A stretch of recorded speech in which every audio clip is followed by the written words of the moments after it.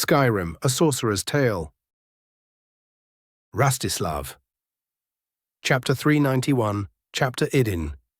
The first step of an enthusiastic stroll. General POV. The waterfront district was bustling as it did every day without pause, the constant trade required by the capital of a continental empire, allowing for no end to the endless intake of resources, both basic and luxurious. It was exactly within the middle of this wall of noise that a particular tavern was located. A seemingly seedy place on the outside, but one of the more respected and renowned spots in the city. In truth, the Hook's Nook, a place where visiting captains and lesser dignitaries almost inevitably ended up if they ever found themselves within the same district. Upon one of its few balconies, overlooking Lake Rumara, sat a trio of people most would gawk at seeing together in one place, the dozen or so guards trying and failing to seem inconspicuous in the nearby shadows and nooks, making their level of influence quite plain to see, if not obvious to evaluate. It was only through magic that the two men could even hear the woman as she began to speak. "They are moving already." The words of one Verena Eswood, Countess of Blackwood, needed no further elaboration, as all three knew of the reason they had gathered. "Do you have any idea where?" A blond man of stocky build asked with a frown, the Count of Kvatch looking none too pleased about the newcomer's sudden and inevitable rise to power. "Calm down, Julian. You look like you are about to break the table." The Countess pretends to titter, much to her fellow's irritation. "The Dragonborn left south yesterday. Apparently His Majesty saw fit to not hold another grand performance to see her off." "Quite." The third finally chimed in, the rotund Count of Coral seeming more amused than in any rush to share in his colleague's worry or irritation, "And I have just been told that Dagoth has been indisposed for private reasons." He shakes his puffy cheeks at that terrible news that I was very much looking forward to conversing with the chap. The Countess rolls her eyes. "Only you, Vitellius. Not my fault you poor fellows keep over-worrying about things." The fat man shrugs, his hand moving to deliver yet another cut of his meal without any input of his own. It was obvious to all of us that from the moment a Dragonborn appeared, they would grow in influence. That it is happening this quickly merely shows Titus's decisiveness in the matter. He turns silent as he begins to chew his meal with an almost delicate care. "And what of our plans, you damn ogre?" Count Julian snarls, earning some very hostile looks from Vitellius's guards, but no so much as drawing a twitch from his fellow noble. "Our plans?" Vitellius raises an eyebrow as he daintily wipes his mouth with a silken handkerchief. "Need I remind you, my boy, that my son is the centerpiece of said plans?" "Your son, who is also the child of Mead's bastard," Julian hisses. Verena pinches the bridge of her nose and lets out a disappointed breath. "Julian."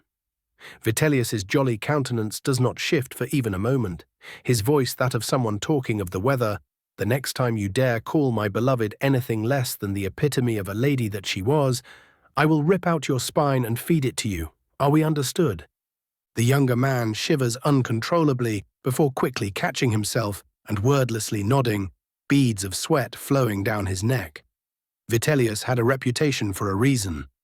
"As I was saying," the fat count continues as if he did not just threaten his fellow with a horrible death, "my son may have a claim to the throne, but no one, and I mean no one, is stupid enough to support him over a divinely ordained savior of the world."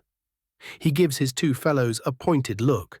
"I much prefer my boy grow grey and weak in peace and surrounded by family while inheriting my position than him waking up to a Morag Tong agent one morning." "Ah yes, them." Julian grits his teeth. "Delightful fellows, I tell you." Vitellius nods jovially. "Say what you will about the Dunmer, but they know how to get work done." "So is that it?" Verena asks, sounding somewhat defeated. "We are to just give up?" "Of course not, my dear." The Count of Coral chuckles. "We have no leg to stand on in claiming the throne, and that is fair enough. Best have the divinely blessed to deal with the armies of Elf and Daedra waiting in the near future. What we can do, however, is make her pay through the nose for our support." His two colleagues immediately become interested, the smell of money in the air bearing its usual effect. "We will of course need to balance our ambitions with caution." The fat man went on, It wouldn't do to make ourselves annoying enough to warrant removal, like poor Marius is just about to feel on his wrinkly skin. No one, not even their uninvited visitor, noticed the fat man's eyes light up with satisfaction, as only he noticed the slightest rustling of cloth and a shift in the distant shadows, the expression disappearing just as swiftly as it came as he returned to his usually jovial mood and continued proposing his plan on how they could all profit from the upcoming changes. Raven's POV. My hand flashes out from below my plain temporary robes, just in time for a falcon familiar to land on my forearm, a small scroll folded on its leg, quickly finding its way into my grip, as the bird flew off back to its master. I felt my eyebrows raise at the information held within. Did he not think he'd be watched? Or did he want me to hear of this? The tiny scroll disintegrates as I send a wave of fire through it, already having memorized the whole thing. Scorch shuffles from under my hood, his shrunken form peering down on me. Have you considered fire? No. I deadpan. I will just have him under extra watch in case of fuckery. Your weakness disgusts me. Birdman scoffs and shuffles back into his newest nest. Rolling my eyes, I focus on the sigh that was hidden behind a bend in the road, the great river of Niben I have been following for a while now, leading to its inevitable end and my destination, the city that spans the waters, better known as Leyawiin. Even from here I could see the great bridge in the middle of the city, the overly wide stone crossing filled to the brim with houses and shops, and built far too shallow to allow for passage of anything save a riverboat, thus blocking any kind of sea trade from happening without the city taking its toll for literal millennia at this point. And to think the greedy little shits managed to make it stay to this very day. I mutter, part insulted, part impressed by the sheer audacity of the act.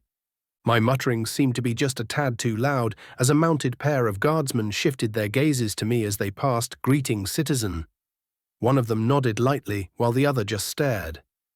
A fair day to you, honored guardian. I incline my head. The roads are safe today, I trust.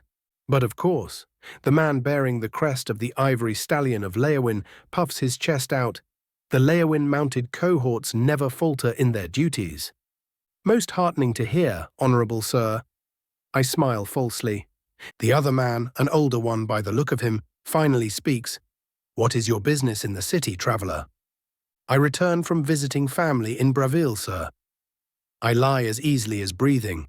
The tolls upon the riverboats were too great, due to the celebrations in the capital, so I felt walking the wiser choice, even if it would take me a week more than I'd prefer.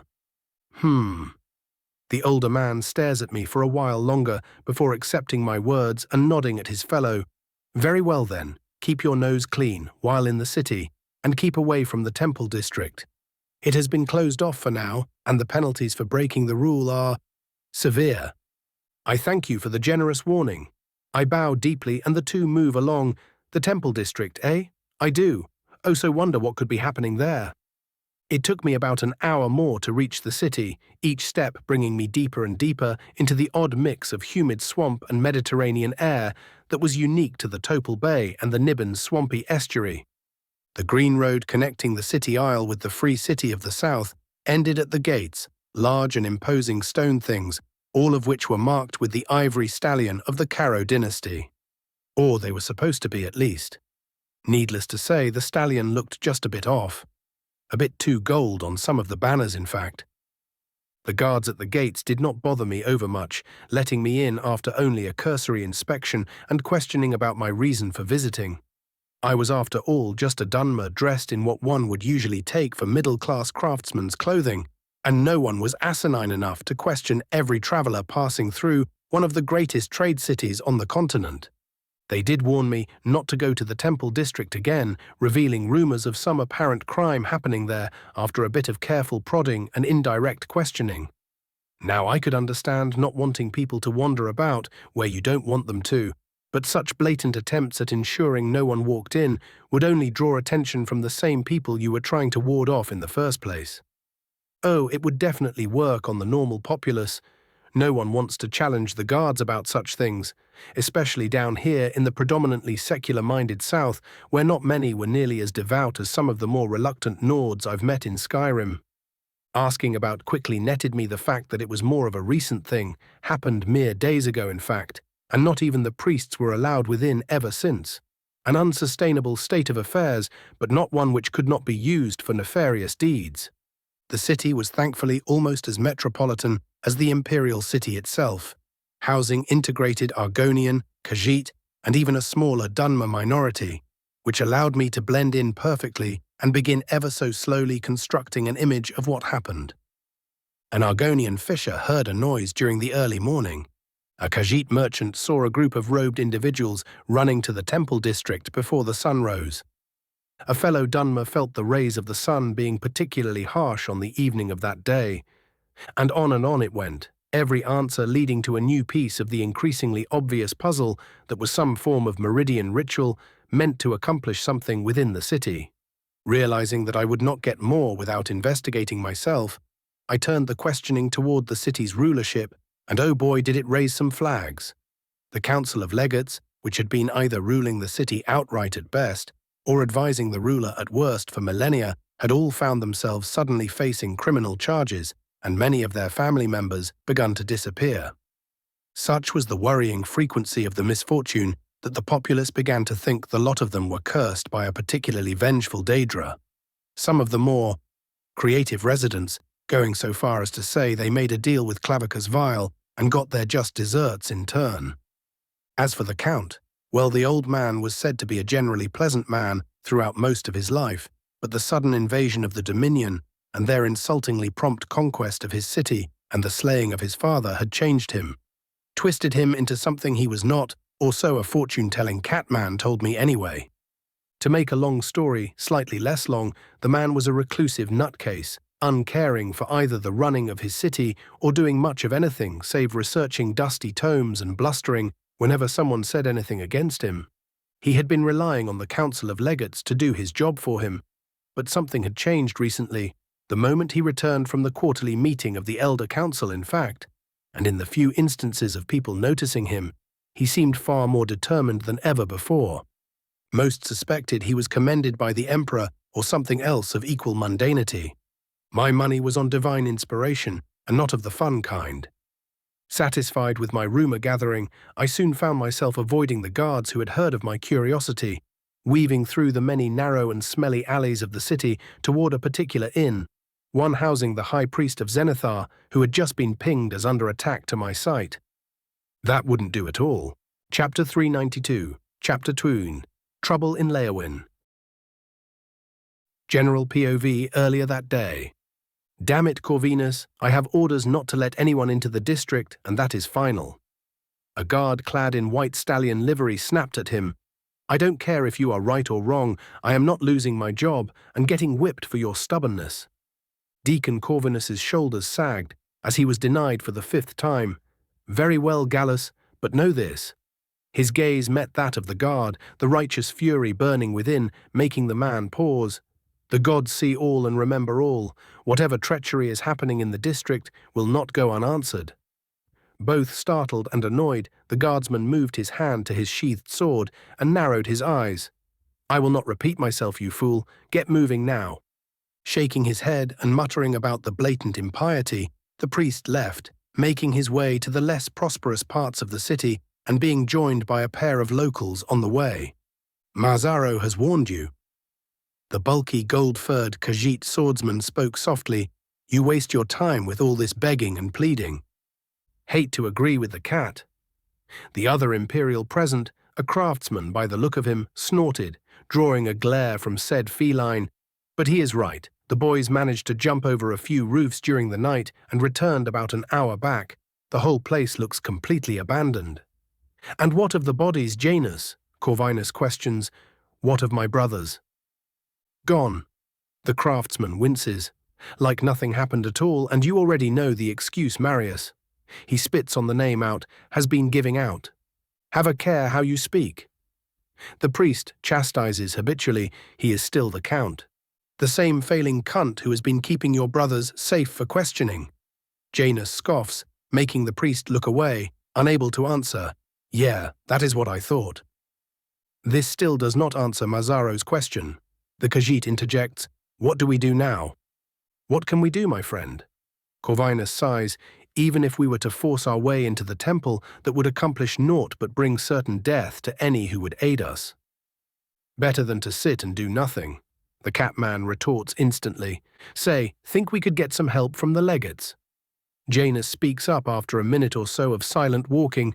Get enough of them together, and they could challenge whatever Marius is doing. The priest remains silent, but is obviously intrigued, while the Khajiit holds no such compunctions. And how would you convince them to help us? Does Mazzaro need to remind you that most of their families have been detained or are under watch? So we organize a breakout. The Imperial shrugs. Can't be that hard with how shit the Guard have become ever since anyone who spoke out against our esteemed Count's new trading partners got sacked and had their property confiscated. He stops in his tracks, the light of realization in his eyes. Wait, that is exactly what we need. Corvinus looks back at him. What is it? We gather all the retired guards and have them help us free the legates' families. Janus grins. Then we go and capture Marius and have the legate council petition the emperor for an investigation. Quiet, the Khajiit hisses as he notices some passers-by moving in the distance as they approach the end of the alleyway. Do you want to alert the entire city, you fool? Janus rolls his eyes but nods. Still, not a bad idea, right? It has merit. Mazzaro scratches his chin, though Khajiit feels it is a bit too complicated for a trio of streetwise fools to accomplish. Better than nothing. The man throws the Khajiit's words back at him. Your words bring me hope. Corvinus finally speaks up. If we can do this legally and with the least amount of innocent blood spilt, I think we should move on with this plan. I certainly do not have the mind to come up with a better one. You are far too preachy for a young man. Janus smirks at the priest, but I am glad you agree. Before that, though, we need an actual plan of action. Let's go to my tavern, should be the least amount of eager ears listening in there. It did not take long for them to agree on a plan, more out of a need for expediency than any actual competence in truth, which left Corvinus and Mazzaro waiting in Janus's little tavern, while the socially savvy Imperial went around the city to gather those interested in aiding them. Corvinus was not blind to the hidden undertone of his fellow Imperial's ambition, however. Even if Janus hid it well, his countenance was suspiciously similar to others of the Caro line which had ruled the city throughout the eras. That he was not either invited to the keep or outright removed just went to show how much of a care he took that no one made the connection. That or the lack of care the current count held for actually ruling his city, beyond doing the bare minimum and spending the rest of his time cooped up in his keep, doing Aedra knows what. Still, the priest of Zenithar would not judge his fellow prematurely, for that way lie folly akin to the worship of the One, and no sensible man, elf or beast, would ever wish for a return of those accursed times. The heavy silence proved too much for the young deacon, and he spoke. Do you think we are doing the right thing, my friend? His Khajiit companion looked back at him, abandoning his vigil at the window for the moment. Mazzaro thinks you still cling to the naivete of solving this without conflict. The Catman shakes his head. You are a priest of Zen, are you not? You should know well that one may not create and improve without growing a few scabs first. Your words are wise, Corvinus admits, and yet I hate them all the same. The Khajiit lets out a light chuckle and returns to his vigil, his eyes narrowing at what he saw outside. Curses, hide quickly. His warning came too late, as before either of them could move, the door of the tavern shook and even cracked in some spots as their visitor knocked on them, none too gently. Deacon Corvinus, we know you are in there. The guard has some questions for you. Mazzaro cursed under his breath and reached for his scimitar, but stopped as the young priest rose his hand to forestall him. And what might the honored protectors of this fair city wish of a humble priest? Corvinus asked loud enough to be heard outside. I do not want to repeat myself, you ingrate. The leader of the guardsmen barked back, Get out of the tavern right now, or I will set it and whoever else is within aflame. The few patrons who still chose to remain after Janus's request that they leave for the day shifted uncomfortably, the quintet of drunken dockworkers suddenly looking terribly worried for their lives and directing said worry at the priest. Before he could watch them fall prey to treachery, Corvinus sighed and went for the door. I will come out, There is no need to get violent. Mazzaro hissed something at him, but he ignored his friend's warning tone and stepped out of the tavern. The sight of 20 guards and one officer greeting him with their shields up and weapons out. Should have guessed you'd still be a coward. The officer scoffed. Some things never change, do they, Corvi? The name, which was once a term of endearment, now carried naught but disdain. Juliana. Corvinus's tone carried no hint of emotion. Why am I not surprised that it is you who rampages through the city like some Orsimer barbarian? Be silent, fool. The woman, once a beloved friend and now an arrogant servant of the corrupt, snaps back at him. Save your useless babbling for those who care for it. Ah yes, I do forget sometimes that you have found new gods to follow.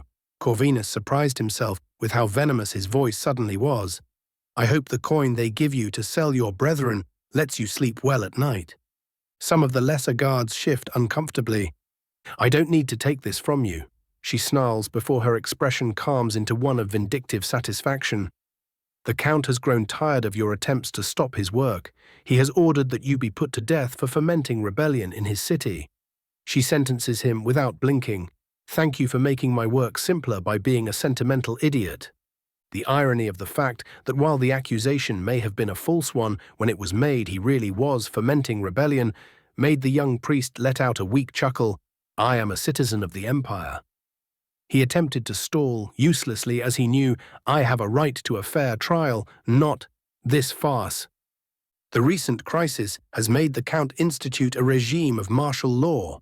The guardswoman lamented. I am afraid your execution shall be summary. She sneered. But do not worry, we will certainly permit a thorough investigation when the unfortunate state of the city passes. How far you have fallen? Corvinus spits on the ground. She scoffs and looks to a guard next to her. Morbius, kill him. The man looks like he is about to follow through, but thinks better of it and shakes his head. I will not strike down a priest, ma'am. She does not even look at him as she punches him in the face and sends him sprawling onto the ground. Those guards who looked unsure before were turning either terrified or furious by this point. They knew nothing of their orders before this moment. Traitorous worm, Juliana growls. Very well, I will do it myself. She gripped her sword tightly and approached the priest, her intent quite obvious. But as she swung and her sword was about to reach his neck, a loud hissing battle cry came from behind him. Mazzaro's scimitar deflecting the legionary blade and almost throwing it out of Juliana's grip with the thunderous force it carried. The other guards, surprised and confused, either rushed to help their leader or stayed behind, watching in abject horror as they realized how utterly ruined their reputations would be if they attempted to follow their orders to the letter. A counterstrike sent the Khajiit back, his large furry hand barely managing to grab onto Corvinus and shove him back against the wall as he deflected an overhead swing and prepared to get shield-bashed by 5 guards clad in medium armor. And yet, just as they were about to close into charging distance, tankards and chairs began striking their shields, the stubborn tavern-goers either too drunk or too furious to care about the difference in equipment and skill between them and the blasphemers who wished to strike down a priest without trial. Corvinus could swear, even as he tried and barely managed to cast some healing spells on his friend, that he could see a blur of black to the left of the group of guards. But his attention was drawn back to the fight as a collective grunt announced a renewed push. And while the tavern patrons were more than happy to keep throwing things, they were less idiotic about actually charging the soldiers, their attacks, if they could even be called such, barely slowing them down as they slammed into the Khajiit as one, nearly throwing him onto the ground and stabbing at him from multiple angles. Mazzaro managed to deflect a few more blows, but his disadvantage was great, and soon he began to slow down, finding himself slammed into the wall next to his priestly friend as Juliana went in for the kill with a full-force stab at his throat, only for the lightly enchanted blade to stop in its tracks as as an ebony gauntleted hand gripped it firmly. Nice knife. A voice that sent chills down everyone's spines rung out as the blade shattered a second later. Corvinus, seeing what was about to happen, and a devout follower of the Nine at that, cried, "Why?"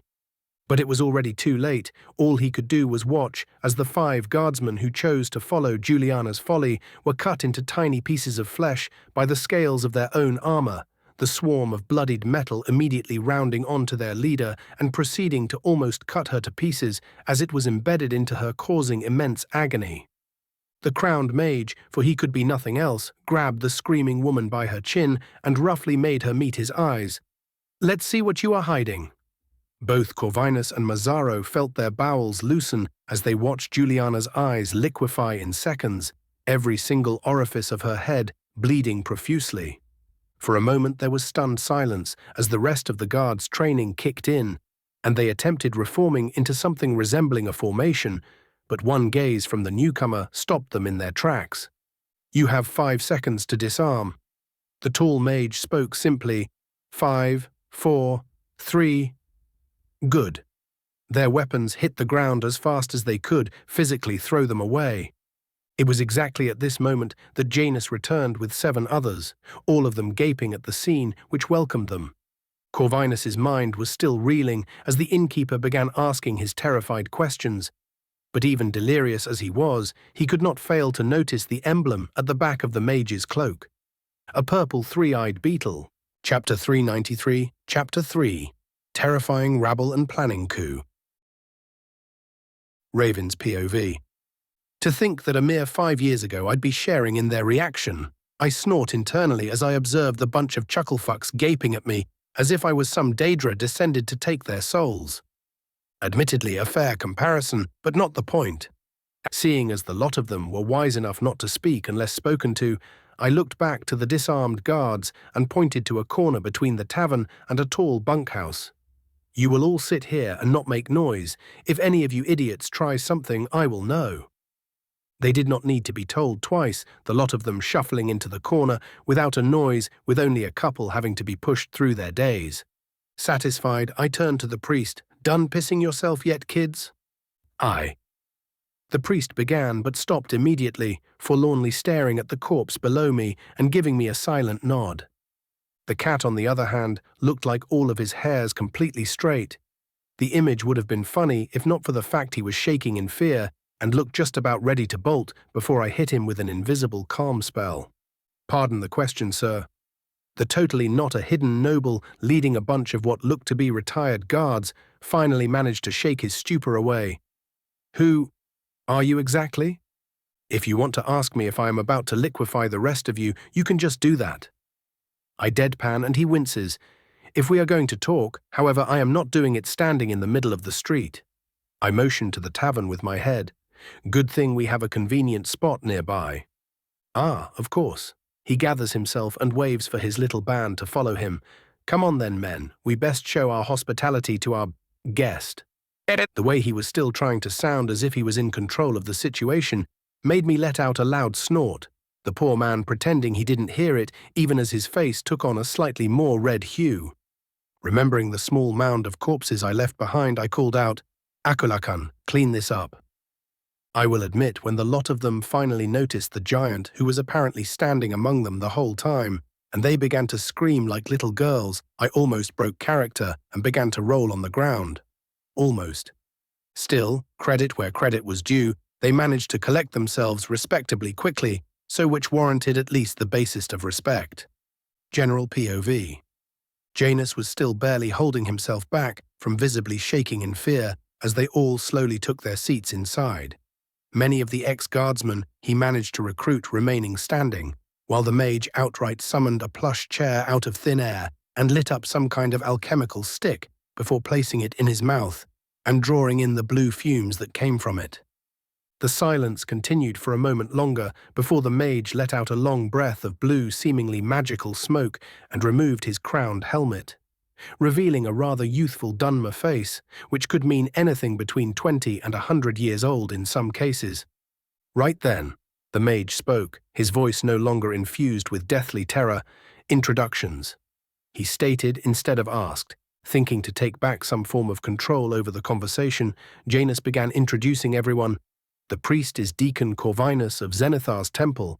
The Khajiit is Mazzaro, an ex-Fighters Guild member. The gentlemen and women behind me are ex-members of the city guard, led by Captain Gravus, and I am Janus, owner of this tavern." He ignored the tavern-goers, who were not yet let go so as to not spread the news. something which they no doubt appreciated. The mage simply stared at him, those red eyes carrying a knowing glow as he wordlessly demanded something. Something Janus was reluctant to give, but as the silence stretched into a full minute and the very air began turning heavy once more, he accepted his fate and nodded. Janus Caro, if you must know. The admittance immediately drew surprised looks from the rest of his fellow Leyawiinians, but the mage merely smirked, seemingly entertained by his attempts at subterfuge. A hidden bastard of some sort? The mage rose an eyebrow. My parents were happily married. Janus almost snapped at him. I am merely descended of a distant branch. How incredibly boring. The mage rolled his eyes, earning a glare from the not-quite nobleman. Very well. He finally nodded. I am Raven Dagoth, Lord of House Dagoth of Morrowind, a guest and ally of Emperor Titus Mede II, and holder many other titles which I will not bother naming. If before his fellows were silent, now he could hear the shifting of the captured guards outside the tavern as everyone held their breaths at the revelation. One had to be blind and deaf not to know of that name. Janus licked his suddenly dry lips and for the first time in a long time found his tongue failing him utterly as he realized he was well and truly out of his depth here. One of the slayers of Alduin, he heard Corvinus mutter as he met the elf's eyes. Pardon me, your exalted lordship, but what are you doing in Leyawiin? Mazzaro gives his friend a sideways look. You are just going to believe him. The apparent godslayer who decided to take a stroll trough their city simply rolled his eyes instead of being offended like Janus expected, earning him another amused glance from their esteemed guest as his shoulders sagged in relief. He carries the appropriate emblem. Corvinus spoke, completely unknowing of the game the mage was playing with Janus, and I doubt many would dare impersonate someone rumored to be able to see across a whole province effortlessly. As amusing as the verbal fellatio is, Lord Dagoth spoke, earning only confused looks from his hosts and looking just a tad disappointed. I do believe you gathered here for a reason. Feeling emboldened by the fact the elf was at least acting reasonable, Janus took command of the conversation again and began explaining everything they had come up with in gratuitous detail. He almost felt in control again, in fact, if not for the constant minuscule shifts in the Dunmer's expression, seemingly holding himself back from delivering a snide comment at every step of their plan. By the time he was finally done, Janus felt like he had just ran a mental marathon, Raven's POV. Admittedly not a terrible plan. I hummed as the scheming little shit finished his explanation. Very well, I spoke, your ideas carry some merit, even if you would have all inevitably gotten utterly slaughtered by the end of it. The numbers difference is simply too great, and you do not have the time to convince more to join you. As expected, many a pale face met my declaration, so we truly never stood a chance. The surprisingly canny priest asked quietly. I said would have, do keep up. I drawl at the now sheepish man, who the fuck named their blonde kid Corvinus anyway? I could butcher everyone in the city on my own, probably. Before the obvious reactions can happen, I roll my eyes. I will obviously not be doing any of that. All of them sigh in relief as one. Slightly annoyed, I scratch at my goatee. I am not that terrifying, am I? Pops, you fucking unmade 6 people right in front of their eyes. Scorched deadpans. I'd say you are more tan a little scary to the mortal shits. Point. Forgive my impertinence. The priest interjects. At a risk of repeating myself, my lord, why are you here exactly? I give a quick look around the tavern, my eyes meeting with the civilian non-conspirators as I quickly put all of them to sleep. Them actually moving to make themselves more comfortable, quickly dispelling any idiotic idea that I may have killed them. Happy to be rid of loose ends for now, I looked back to the Zenitharian. Titus has grown rather annoyed by the fact Leyawiin is all but kissing the Dominion's ass. I too am rather miffed at the fact that you lot are basically a puppet of them already.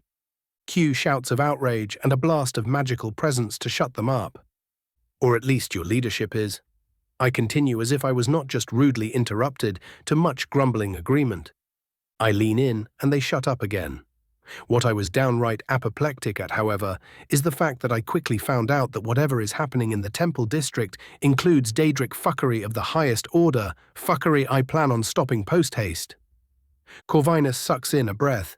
Daedra, my lord, in the temples. With each word spoken, his voice grows more furious, an almost physical fire appearing in his eyes. Quite. I nod, which is why I will not be aiding you directly in dealing with the traitorous Count. That will fall onto someone else to deal with. Your bodyguard? Janus Caro ventures. No. I shake my head. Akula Khan will be helping me directly. Fortunately for you lot, I did not come without a plan, even if your little rebellion is a nice stepping stone to add to it. They look distinctly too proud at essentially being called a glorified distraction. The Dragonborn has been tasked by His Imperial Majesty to lead a force in exterminating a den of goblins north of the city. All of them grew very excited even before I was done. That is naturally complete bullshit. I snort. She is still going to slaughter the little shits, of course, but her actual task is to sneak that force to the city and apprehend Count Marius Caro for the crime of treason. So we could have just sat down and done nothing. The Khajiit mutters dazedly, Huh. And what of the city? Janus speaks up. Removing Marius is all well and good, but even the legates we plan on allying with have some connections with the Thalmor at this point. They would have been complete fools not to. Tilting my head, I ponder aloud. I will likely interrogate the lot of them and cull those who went too far while finding the rest for all they are worth. I shrug. The rest will of course be up to Titus to deal with. I am, after all, only an ally at the moment. Not being a complete fucking idiot, Janus quickly realizes what I meant, and his entire expression shifted into one of someone who had just sucked on one lemon too many. What? I smirk at him as he fumes silently. Did you think I was about to give you the city on a silver platter? I laugh aloud as he looks down, the rest of them shifting glances between the two of us. No, he grits out, of course not. I only want the best for my home city. Cute how you barely held yourself back from calling it your city.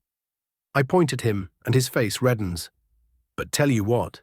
His eyes meet mine with almost respectable intensity. Prove yourself sufficiently, and I just might give a recommendation to Titus. Stick shown and carrot offered. The ambitious lesser noble's back straightens, and he gives me a determined nod. Of course, I will ensure the path of the honored Dragonborn is not impeded, and that the city remains as peaceful as possible while you deal with the Daedric threat, my lord. Good.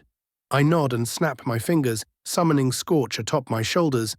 I would still like to offer some assistance, so my familiar will be remaining with you to help in both the planning and the fighting. The prospective Count mouths planning. Poor fucker. All right then, you featherless degenerates. Scorch wastes no time as a good number of them recoil at the fact he could speak. Your asses are mine while Pops goes and deals with the gold bitch. Don't worry though, I will be gentle. Ignoring the pleading looks of Scorch's newest Vic subordinates, I grace them with one last grin before walking outside and preparing to do some aggressive recon on the temple district, though I do make sure to put the surrendered guards into a prolonged sleep just in case. But before I could lift off, the oddly youthful priest ran up to me, only slightly slowing down as Akula Khan's gaze fell atop him. His eyes meet mine, the same fire glowing within with a righteous fury that had been building up ever since I told them of the Daedric presence in the temple. Take me with you. It was a demand, but one I could respect. Can you even fight? I quirk an eyebrow. It does not matter. He grits his teeth. My brothers were slain by Count Marius's servants, and for days I wondered why he would commit such an offense to the gods. But now I know he never accepted the Aedra to begin with. Whatever they are trying to accomplish, I must be there to face them, in the name of my lord Zenithar. As he invokes the name, I feel the slightest bubbling of divine power from within him. Most interesting. You know what? Fine. I accept. Seeing someone channel the divine power of another, as Corvinus seemed close to doing, from an outsider's perspective ought to be educational at least. But do not expect me to babysit you. If you are too weak to survive, you will die, and I will not even bother picking up your corpse. Acceptable. He nods immediately, literally not a millisecond of hesitation. Shrugging, I snap my fingers and begin levitating the both of us into the air as Akula Khan simply disappears. Your funeral. Chapter 394. Chapter 15. Annoyed Scholars and Annoying Scorches. General POV after Raven's meeting with the rebels. Alor let out a mildly irritated tsk as another spurt of goblin blood dirtied his robes, his right hand twitching rhythmically as he finished healing a young soldier from Bruma. He ignored the profuse tanks of the lad who nearly had his neck opened by a stray arrow covered in feces that would have no doubt led to an infection without proper healing, and returned to the only thing that interested him in this sun-forsaken cave. Goblin skin appears to be somewhat tougher than that of the civilized races, though not surpassing that of the Orsima. The shared patron theory seems to hold merit at least.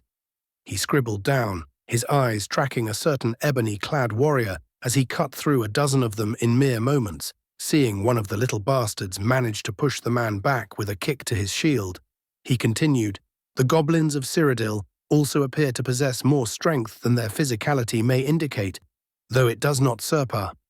Eye twitching in annoyance, the Falmer held back a flinch as an arrow scraped the edge of his helmet. Huffing in irritation, he slammed his collected notes shut and stood up from the rock he was seated at, his silver spear glowing golden as he unleashed a large fireball at the small group of archers that had just entered his section of the caves. "Come on then." He spoke softly as his two guards began following him. "I am no longer in the mood for research."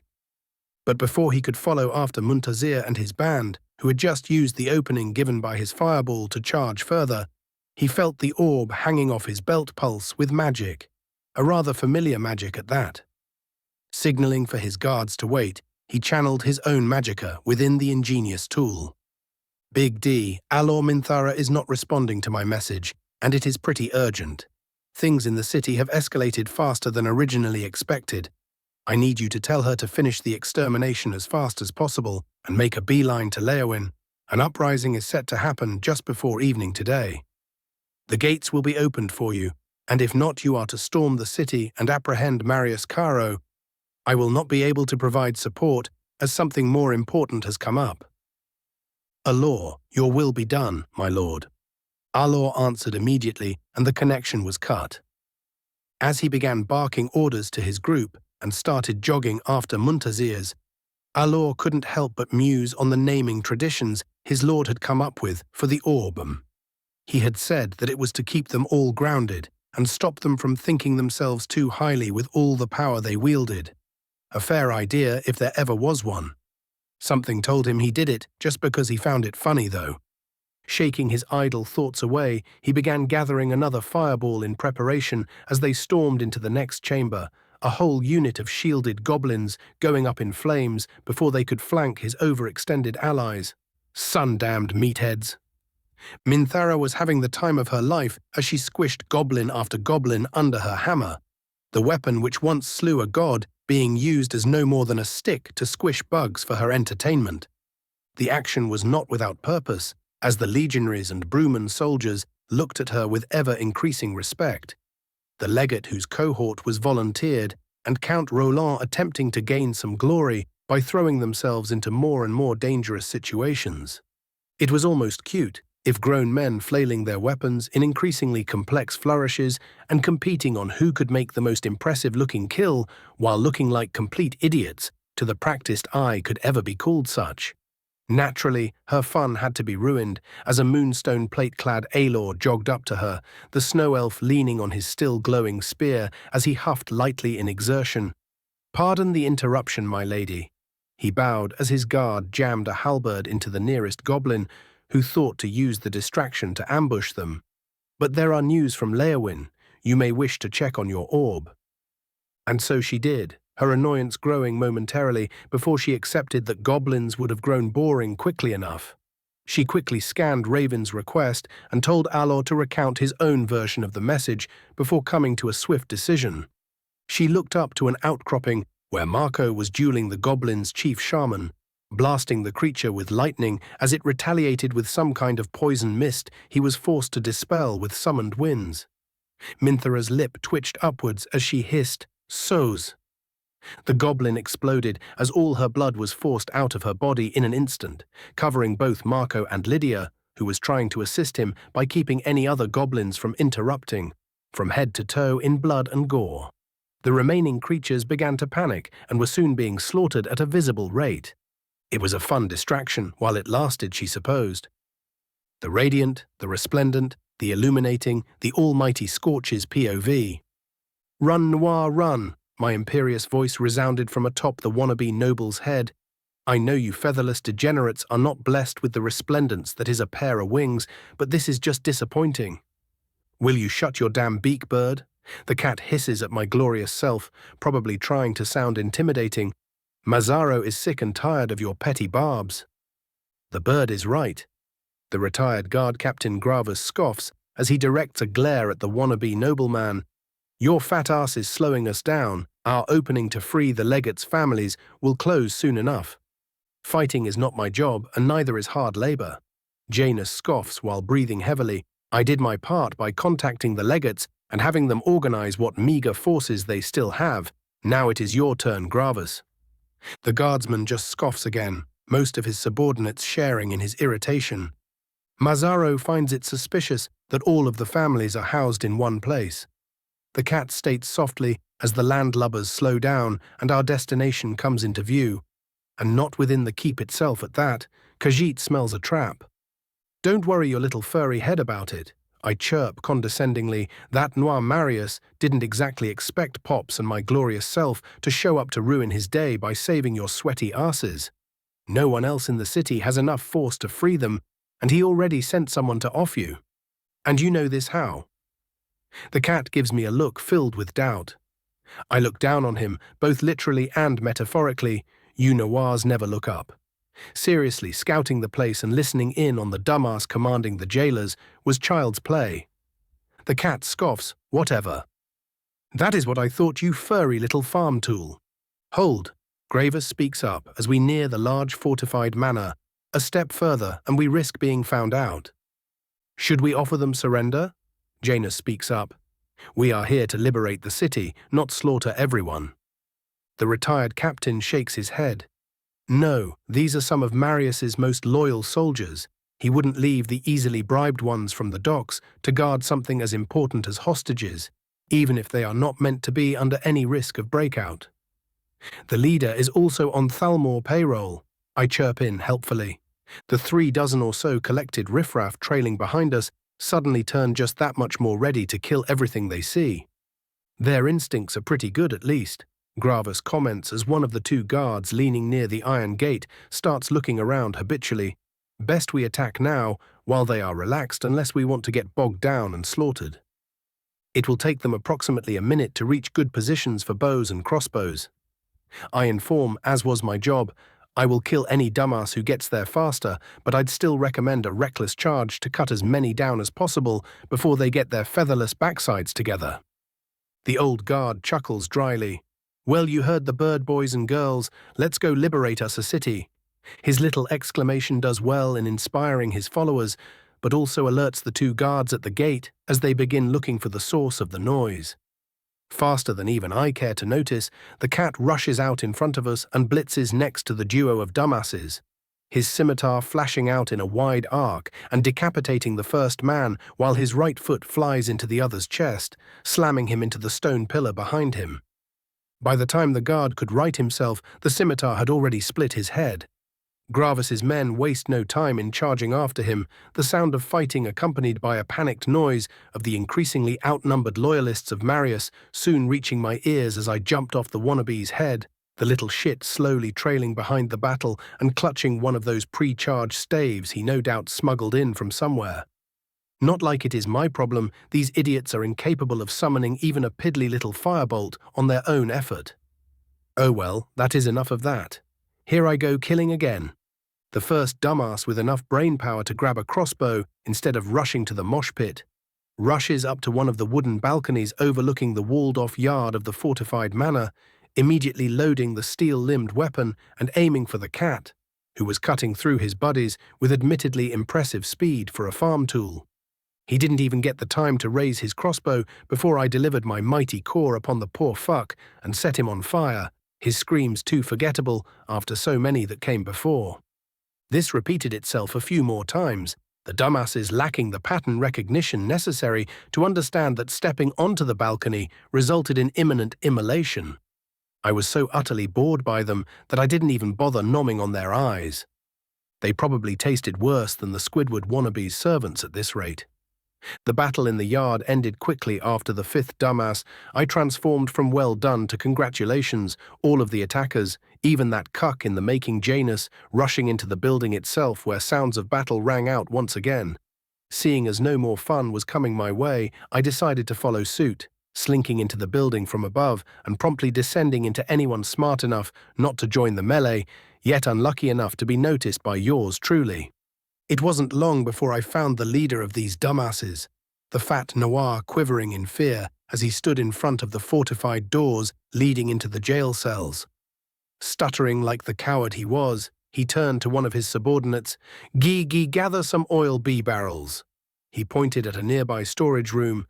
"Let's see how they like their chances when we threaten their precious hostages." That the idiot listening to him looked impressed really killed my mood. In the blink of an eye, the dumbass trying to unlock the storage room was without a head, and the leader's eye was in my beak. Quite a nice earthy taste, admittedly. I think I will have another. "What are you doing?" The disgusted voice of Gravis reaches from behind me. Instead of answering, I rotate my head a full 180 degrees and pop the other eye into my beak, crushing it in an instant. "You have some wonderful peepers there, old man. Care to share?" He hides his growing terror with respectable skill. "I'd rather not." He states calmly, "That the fat fuck? Is that Alexios?" "Was."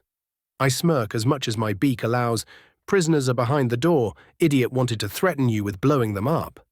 He blinks and looks down at the eyeless corpse with its throat slit. "Good riddance, then." "Secure the building," I command him. "I will snoop around a bit." The man just shrugs, as a few of his men join him accompanied by the cat and the wannabe, and they all start breaking through the door. Slinking around the hallways in search for shinies, my fun is interrupted by terrified screams of the feminine variety and malicious chuckles of the other. Inspire good thoughts. This does not. Just as I am about to fuck off elsewhere, I hear the noise of clothes ripping, and my mood thoroughly darkens. I flap my wings and zoom through the building, nearly ramming into a couple of the rebels who were more interested in looting the manor instead of doing their jobs, and I swiftly reach a far-off room, the noise growing with each moment. It takes me a split second to realize what is going on as I see one of the rebels leaning atop a distinctly disrobed loyalist. The man's intentions and the woman's terror quite clear to see to anyone with more than a singular brain cell. I relished in hitting his groin and backside with a firebolt, the pain of it making him roll to the side and scream until it straight up knocked him out, the fires still burning as he twitched violently. The mostly naked woman just stares at me with wide eyes. Maybe I should take one as a reward. "No." "What are you gawking at, Noir? Get thee hence." I scoff at the confused woman. "I'd say that was punishment enough for your choice in loyalty, so get your featherless ass moving before I change my mind." She stares at me for a while longer before her degenerate little brain finally catches up and she rushes off to hide under some hole probably. Not my problem anyway. I shrug my wings and make sure to incinerate the little bastard fully. Pops did tell me never to show mercy to shit like this. Fucking Noirs, so uncivilized. Suddenly I felt a pulse of divine power and a slight tremor shook the entire city. Well, at least Pops was having fun. General POV. Alor was quite content in the knowledge that their march was as rapid as their victory, as the city of Leyawiin came into their sights just as the sun began to set. Their band of warriors and soldiers disguised as a large troop of merchants, with their supply carts serving to complete the deception. But as they reached the gates, they found them barred and shut, the guards atop the towers staring at them apprehensively and with their eyes open. Something must have happened within the city. Alor concluded, "We may need to change our plans." Minthara too came to a similar conclusion, though her decision came much faster than the Falmer could ever manage. He did say to break in if things didn't go as he planned, right? She grinned and slowly gripped her hammer. Chapter 395, Chapter 15, Coup upon the Nibbin. General POV. "Jeffrey, I don't think those are traders," one of the gate guards said to his companion in a perfect deadpan. "Oh, really?" Jeffrey looked at him like he was an idiot. What gave it away? The obvious stealth cloaks, he drawled with air quotes, or the fact that a hammer-wielding redhead is walking to our bloody gate without any plans of stopping. I think your negative outlook on life is really bringing your energy down. The other guard shook his head sadly. Optimism would make you shine much brighter, my friend. Jeffrey rolls his eyes. Oh, here we go again? So you two are really just going to ignore the small army down there? A third voice suddenly interjects. Khajiit is confused. What? Both guards drop like puppets with their strings cut as their heads are smashed against each other, leaving behind one very confused and disappointed catman who is currently shaking his head in disgust. Mazzaro regrets ever coming to this city. Down below the gatehouse, Minthara was just about to begin charging her hammer with magicka for a bit of extra weight when the gates slowly began opening, the mechanisms within the building clicking and clanking rapidly as both the reinforced wooden gate and the iron bars before it were removed from her path. She most definitely did not pout at this. Ah, she froze as a familiar voice came from above her. If it isn't my first follower. Scorch, she greeted him tersely. Sup, bitch. The bird waved a wing. Eye twitching, Minthara took a deep breath and counted to 5. What is the state of the city? Mild panic and minor riots, Scorch recited as he landed on her shoulder, and she waved for her people to follow. Most of the guards supposed to protect the place are corrupt cunts currently trying to suppress any looting at the docks. The rest have been turning coats in our favor, what with the Legate Council now willing to work with us and all. Weren't you supposed to do your part stealthily? Minthara quirks an eyebrow, slight mockery in her tone. Why exactly is the city panicking? Pops is doing something in the cathedral. The whole city shook for at least 10 seconds. Scorch shrugs his wings, probably the gold bitch being annoying. It takes her a moment to remember what that name meant, and her eyes visibly narrow. We should go and help him then. Nope. The flaming bird clicks his beak. What do you mean, nope? She grinds out, it could be a trap. Yeah, and since the church is still intact, he probably doesn't need our help. Scorch rolls his eyes. Come on, we have a job to do, and if he was in any real danger, I'd know. There could be wards against that, Minthara points out as they enter the city and are met with a force of some 100 warriors clad in mismatched equipment. Soul fragment. Scorch deadpans at her. Trust me, I'd know. Any further conversation is interrupted as a man of average height and lacking strength walks out from the group, the Lady Minthara, I presume. What looked to be the owner of a successful business asked. That depends. Minthara holds back a sneer at the obvious attempt to sound more cultured than he was. Who is asking? The man bows a bit too deeply. Janus Caro, the organizer behind our little uprising, you could say. Before Minthara can voice her disgust with the pathetic behavior, 2 more people walk over to them, one looking like a war veteran and the other an officer. The veteran claps Janus on the back, almost sending the man onto the ground. What are you scheming? We have a job to do. He scoffs and looks to Minthara, hand instinctually moving into a legionary salute. Retired Captain Gravis, ma'am. The third man visibly sneers at the organizer before offering a respectful incline of the head to Minthara. My lady, Legate Fortunus, at your service. Legate Minthara, at least for the purposes of this outing. She responds back clippedly, you have a place where we can plan, or are we just going to continue gathering Gawkers? She pointedly nudges her chin in the direction of a bunch of citizens whose curiosity overcame their panic. We have managed to secure a large manor that should be able to house our forces for a while. Janus interjects with forced politeness, we can plan there in peace. The scathing look the living legend gives him at the continued attempts at currying favor immediately makes him regret opening his mouth, but thankfully she only makes a vaguely irritated noise instead of braining him on the spot and speaks, fine, lead the way.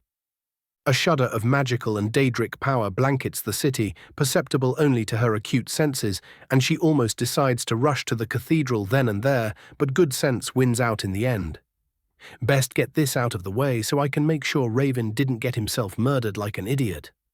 Her eyes moved to Janus, who was attempting to lead them but was too slow to actually do it and just ended up trailing after the legate. Maybe I should just get rid of this one. He is wasting too much time. As if feeling the sword hanging above his neck, Janus felt the sudden need to get his legs moving, an instinct he followed much to his good fortune. They reached their destination before the hour was out, drawing eyes wherever they went, Bunt not yet managing to alert the disorganized guards still loyal to the Count. And yet by the time they marched at the keep, news of their presence had spread throughout the whole city, for both good and ill. On the other end of the city, Marius Caro shivered violently as he finally managed to leave the underground passages between his keep and the cathedral of Zenithar. Merely being in the presence of the true gods was enough to come close to knocking him out on the spot. He did wonder why they were yet to make their presence known, but he knew better than to question them. The thought of his foe actually surviving wormed its way into his mind, but he dismissed it immediately. He may be powerful, but he was no god, nor was he of a divine nature. A mere mortal could never stand up to both the masters of light and darkness. His guards saluted him as he approached, but he ignored them in favor of staring at the skies. The sun was already almost setting, meaning he must have spent more time in the tunnels than he originally thought. Maybe I truly was knocked out, Marius pondered before shaking his head and looking to the elite guard. Has anything of note occurred during my absence? There was a minor tremor in the city, my lord. The soldier saluted. There is some minor panic in the city, but the guard is already moving in to suppress them. Before he could question him further, another of his elite guards ran up to him from the direction of the inner keep. My lord. The man not quite shouted, Fighters Guild champion Marco Haro awaits you in your study. He says the news he has are urgent. Very well, lead the way. Marius nods, tone terse, before turning to the other ones. The rest of you shore up the defenses and raise everyone to high alert. I don't want any surprises today. As you wish, my lord. The man bows, not bothering to question the sudden paranoia, and jogs away to the barracks. The doors of Marius's study are shoved open as the master of the house enters his domain.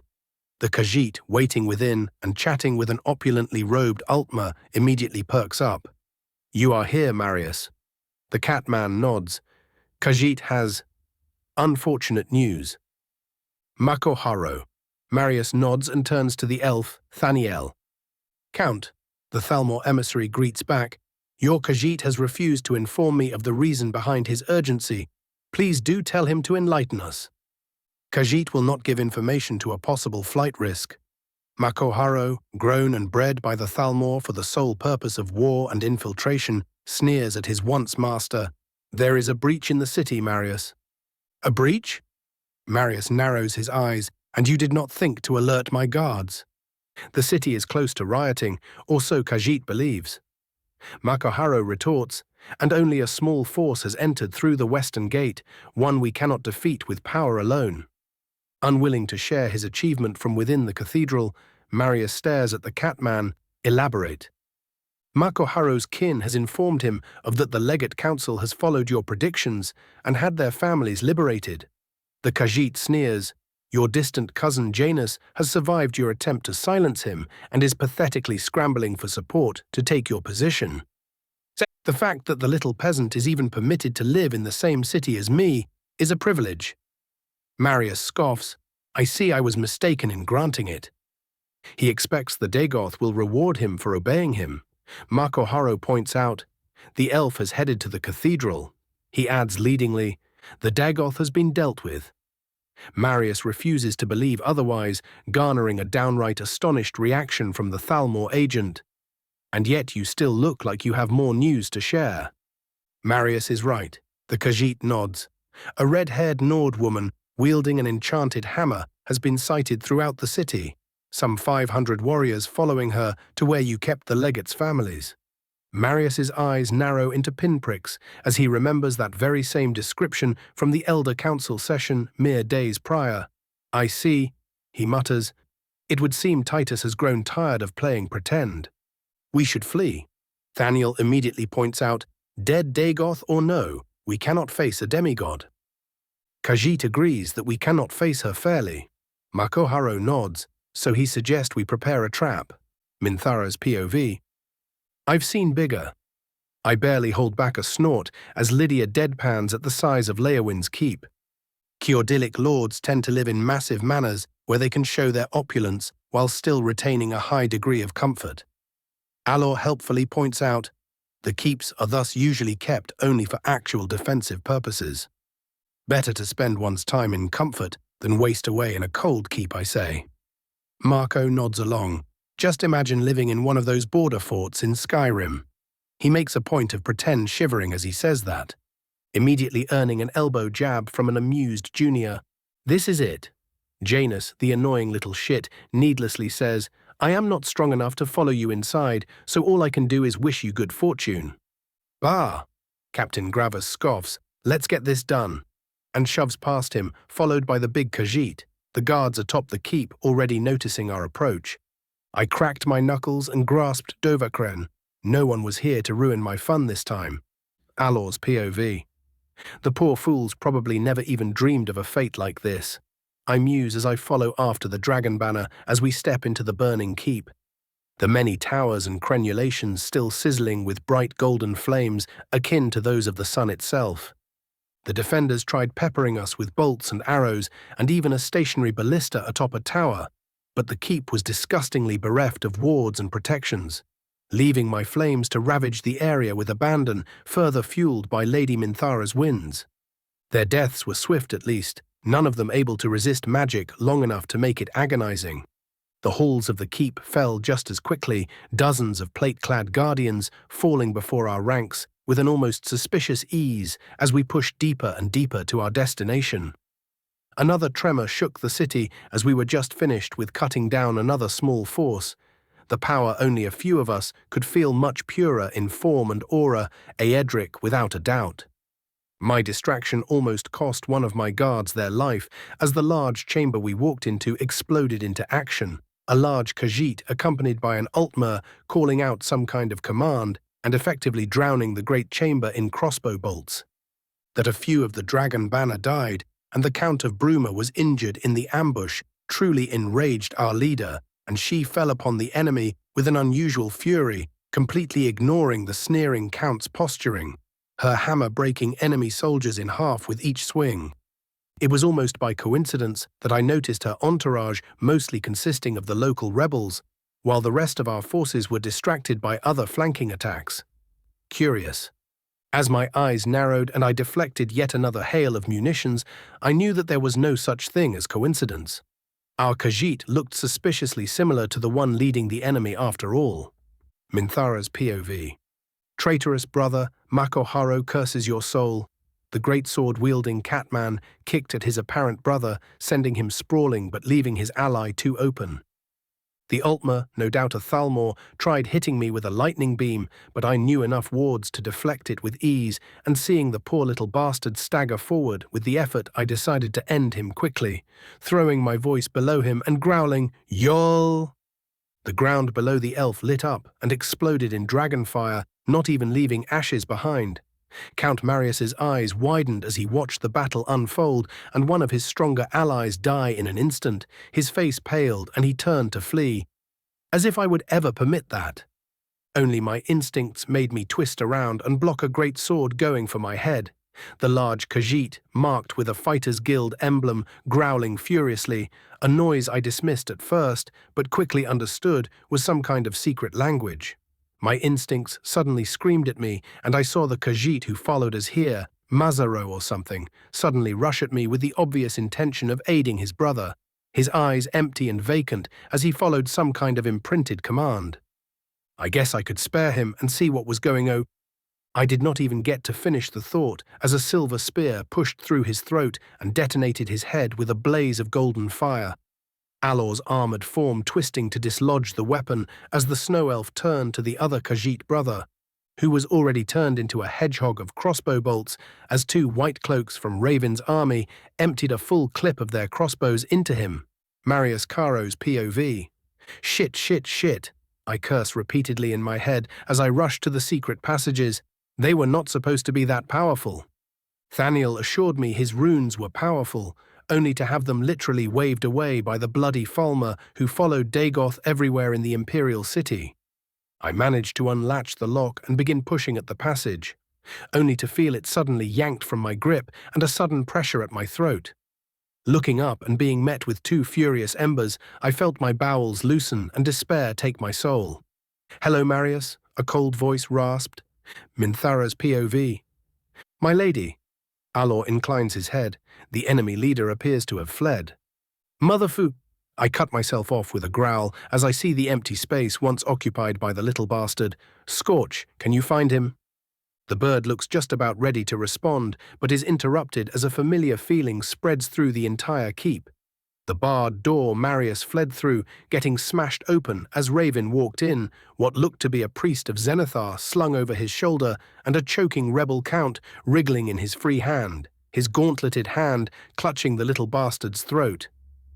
"Hope I am not too late to the party?" I heard him speak, even as I noticed a light rasp in his voice. Needless to say, the few of Marius's loyalists that yet lived quickly disarmed. The city was ours. Chapter 396. Chapter 15. The Cathedral. General POV, a few hours earlier. Corvinus privately thanked the gods as he was gently landed atop a roof overlooking the thin wall once meant to guard the temple district from miscreants. He nearly knelt to kiss the solid surface but managed to hold himself back. Men were not meant for flying, and that was that. A rather delightful sight, I have to admit. Lord Dagoth landed next to him with practiced ease, though the marble paths really are just a tad too much.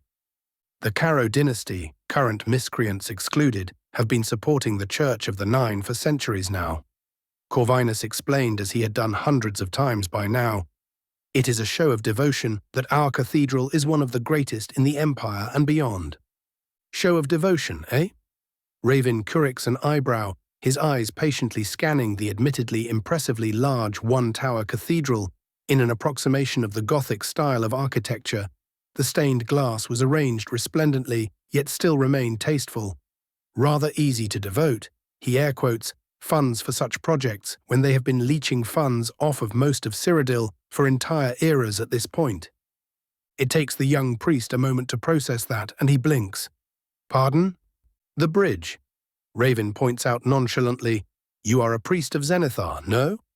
You should have an understanding of how draining for the economy it is to have maritime trade cut off in such a manner." Corvinus was about to reflexively retort that the goods were repacked into river ships just on the other side of the city, but he knew the hypocrisy of such a statement, so merely chose to remain silent and nod. "The bridge will have to go soon."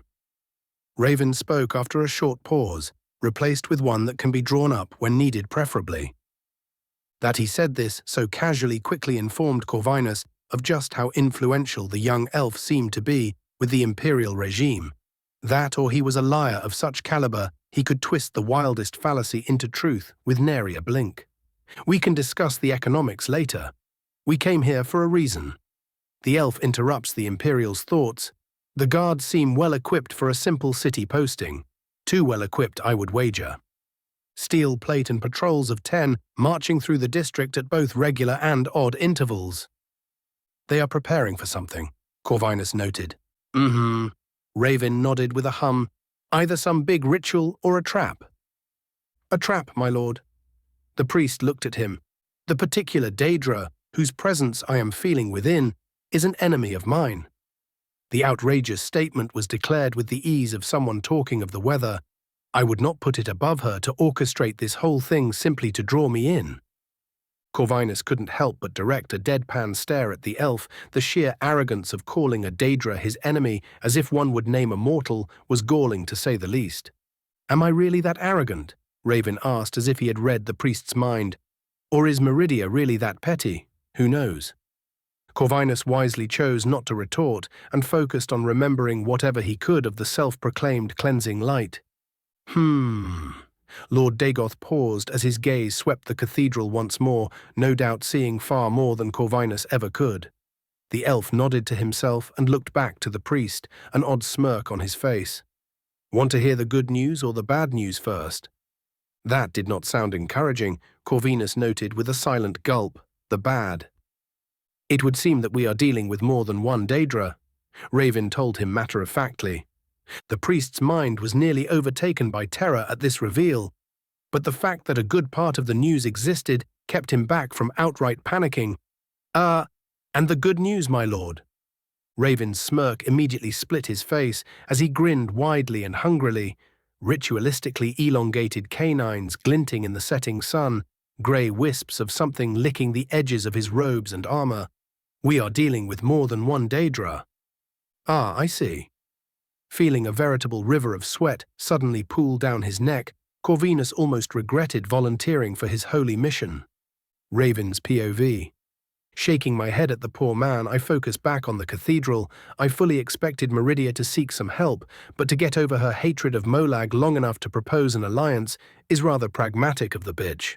Seeing as I've already wasted enough time, I began walking to the edge of the roof, only to pause as Corvinus lightly grabbed my shoulder. What? I know of a secret entrance, he said, his eyes trailing to a side building attached to the cathedral. There is no need to alert the guards on our way in. Want to spare the poor cunts? I raise an eyebrow and he instantly nods. Part of me wanted to call him out for his idiotic pacifism, having already seen him try and stop me from killing the same guardswoman who tried killing him back at the tavern. The other and much larger part did not want to bother educating some random idiot I'd probably forget in a week or so, a wisdom I would follow. They are only following orders, he said simply. They are willfully following idiotic orders. I correct with a raised finger, but sure, it isn't like I am baying for their blood or something. His shoulders sag as he relaxes. They aren't worth the finger snap anyway. I shrug and levitate the two of us onto the ground within the walls. Seeing me boldly walk forward, Corvinus panics for a moment, but as an entire unit of guards pass us by without any of them noticing us, he gives me another odd look before beckoning me to the side building. He pulls out an almost comically large key and unlocks the way in with a loud clack, revealing what looked to be a woodworking and painter's workshop filled with half-finished icons and amulets, all of it organized so meticulously I couldn't help but nod in appreciation. Corvinus's eyes brighten as he quickly finds whatever it was he was looking for, picking up what looked to be a simple smith's hammer, if not for the obvious Adric blessing placed upon it, a rather old one at that. I am no warrior, he looks to me solemnly, but a tool of the craft will aid us well in the domain of my lord. That your hammer? I raise an eyebrow. He nods, a light smile on his face. Indeed, it has been with me ever since I swore my vows. I just hum along. That is enough dallying. He says more to himself than to me. Follow me. And so I do, the two of us slinking through the winding corridors before nearing an ornate doorway which led to the cathedral proper. Except the doorway was not as empty as Corvinus may have expected. The way blocked by a duo of heavily armored warriors armed with maces and clad in obvious iconography of the Lord of Domination. The enchantments and protections placed on their armors lasted for all of a second before their necks snapped under the pressure of my magic. A weakness that was annoyingly not shared by the rather robust ward I could feel a few steps away. Stretching my neck until I heard a satisfying pop, I turned to the priest, not going to try and persuade me to spare them, I hope. He blinks, evidently surprised I even mentioned it, before scoffing, "The mercy of the divine does have limits, my lord." Rolling my eyes, I wave my hand, and the way opens, revealing a grand, expertly decorated chamber. The colourful light from the stained glass made the entire place look ethereal. Or it would have, if not for the fact that the masterwork pews, which once occupied most of its space, were shoved into the corners of it, all of them smashed at least partly, as whoever did the moving paid little heed to their value. Of course, that was what I could see in the split second I decided to waste looking at it, as my eyes were swiftly drawn to something of a far more immediate concern. Dozens of cultists, clad in either Baelite or Meridian iconography, stood in a vague circle around what looked to be a number of robed corpses, with one actual living priest still living. An older man, late middle age at the very least, whom I quickly recognized as Count Marius Caro, held up a ritual knife above him, chanting some asinine prayer to Meridia which offended the ears. He looked just about ready to plunge it into the priest's heart, but I would have none of that. A wave of telekinesis surged forth to break the cunt's hand, but was repelled as the traitorous aristocrat reacted with surprising speed, summoning forth a ward of appreciable power and batting the attack away, even if he looked to be winded by the action. You, he hisses at me, the cultists already moving in to guard him from further attacks. You were not meant to arrive for another day. And hello to you as well, Count Marius. I grin at him and bow mockingly, and the rest of the mooks, who will be drowning in their own blood before long. I look away from the snarling cultists and back to the Count. Introductions aside, it is really nice of you to confirm my suspicions. The man scoffs, realizing how obvious the trick was. It matters little what you've learned so far. You will not be leaving this place alive. Cute, I snort, and how do you plan to stop me? I am but the vessel of your enlightenment. The pompous little shit spreads his arms. I know of your power, Dagoth, but it is not up to me to defeat you. He looks down on the crowd below him. It is time, my brothers and sisters, let us ascend to the heavens as one. A wave of Daedric power erupts from the priestly corpses while Marius plunges the dagger into the last priest's heart. My immediate response of a fuckton of fireballs getting pushed back by the growing tumor upon reality. The cutlists plunging their knives into their own hearts only sped up the process. Tick! I click my tongue as I fail to save the priest, even as more important things became apparent and I felt a Daedric projection attempt to latch onto my mind. The familiar searing light of Meridia making the caller obvious. I punted that shit away the moment it came close and focused on the spell I began weaving. Really should have warded the place first. I mutter in hindsight as a fucking oblivion portal begins forming in the middle of the god's damned cathedral. Lord Zenithar, Corvinus, who had by this point rushed to one of the nearby altars to his god shaped as an anvil, heed the words of your servant. Permit not this malformed and ill-made blight into your home, he cried and smashed his hammer against it, the tool glowing with bronze-gold power. The anvil took on the same glow, and a wave of power, much more natural power, spread through the cathedral, stifling the growth of the Daedra's presences and containing their attempt at an invasion within the building itself. Not like they could have kept it open indefinitely. I note idly as I see Dremora and Aurorans begin to surge through the portal as quickly as their feet could carry them, even if the city would probably get decimated before they were pushed out. Uncontracted Dremora had a very hard time remaining on Nirn these days, what with Minthara carrying around a fully charged amulet of kings and all that. The wave of Daedra, both lesser and greater, surged at me in what momentarily resembled a massive wave of demonic flesh, their weapons glinting with barely contained power as some of them literally walked over each other in an attempt to get closer to me. Narrowing my eyes at the blind charge, I began gathering magicka for a grand spell. Some cursed flames ought to show the idiots the error of their ways. Only for the wards across the cathedral to surge in power, the distinctive slimy presence of Hermaeus Mora joining the other two, as I felt a hypercharged silence spell hit me from all sides. How irritating. I grind out as I feel my magicka gain about 10 times of its metaphysical weight, without any of the density, the firestorm that would have taken out the entire army before me, only managing to kill about 100 before they closed in on me. My shades burst from beneath me, the constructs having their own reserves after feeding of me for so long, managing to keep themselves strong even under our current circumstances as Akulakan joined them a moment later, his own warding presence managing to counter Mora's attempt somewhat and giving me a bit more freedom to do my work. Corvinus wisely kept himself back, not even noticing the skittering swarm of shadowy spiders beneath his feet as he stood tall in front of the glowing altar, no doubt believing himself to be the only thing between his city and a literal demon army. I am curious, though. I ponder as I bisect a particularly large specimen of Auroran who tried to skewer me with a great spear. What is the idea here? I held myself back for a while longer, expecting the Daedra to spring something new on me, but all they did was just feed more and more of their minions into the grinder, all of them getting slaughtered just as quickly as they came, as no matter how much more difficult my spells were made by Mora's meddling, I still regenerated more magicka in a second than most people had reserves. Deciding to play along, I began adding shouts to my battle strategy, pretending to slow down over time as if I were getting tired by all this. Come on now, you cunts, give me a fun surprise. Corvinus's POV.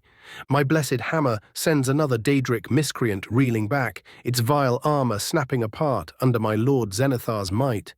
He, or rather it, was one of the rare ones who managed to pass through Lord Dagoth's wall of might.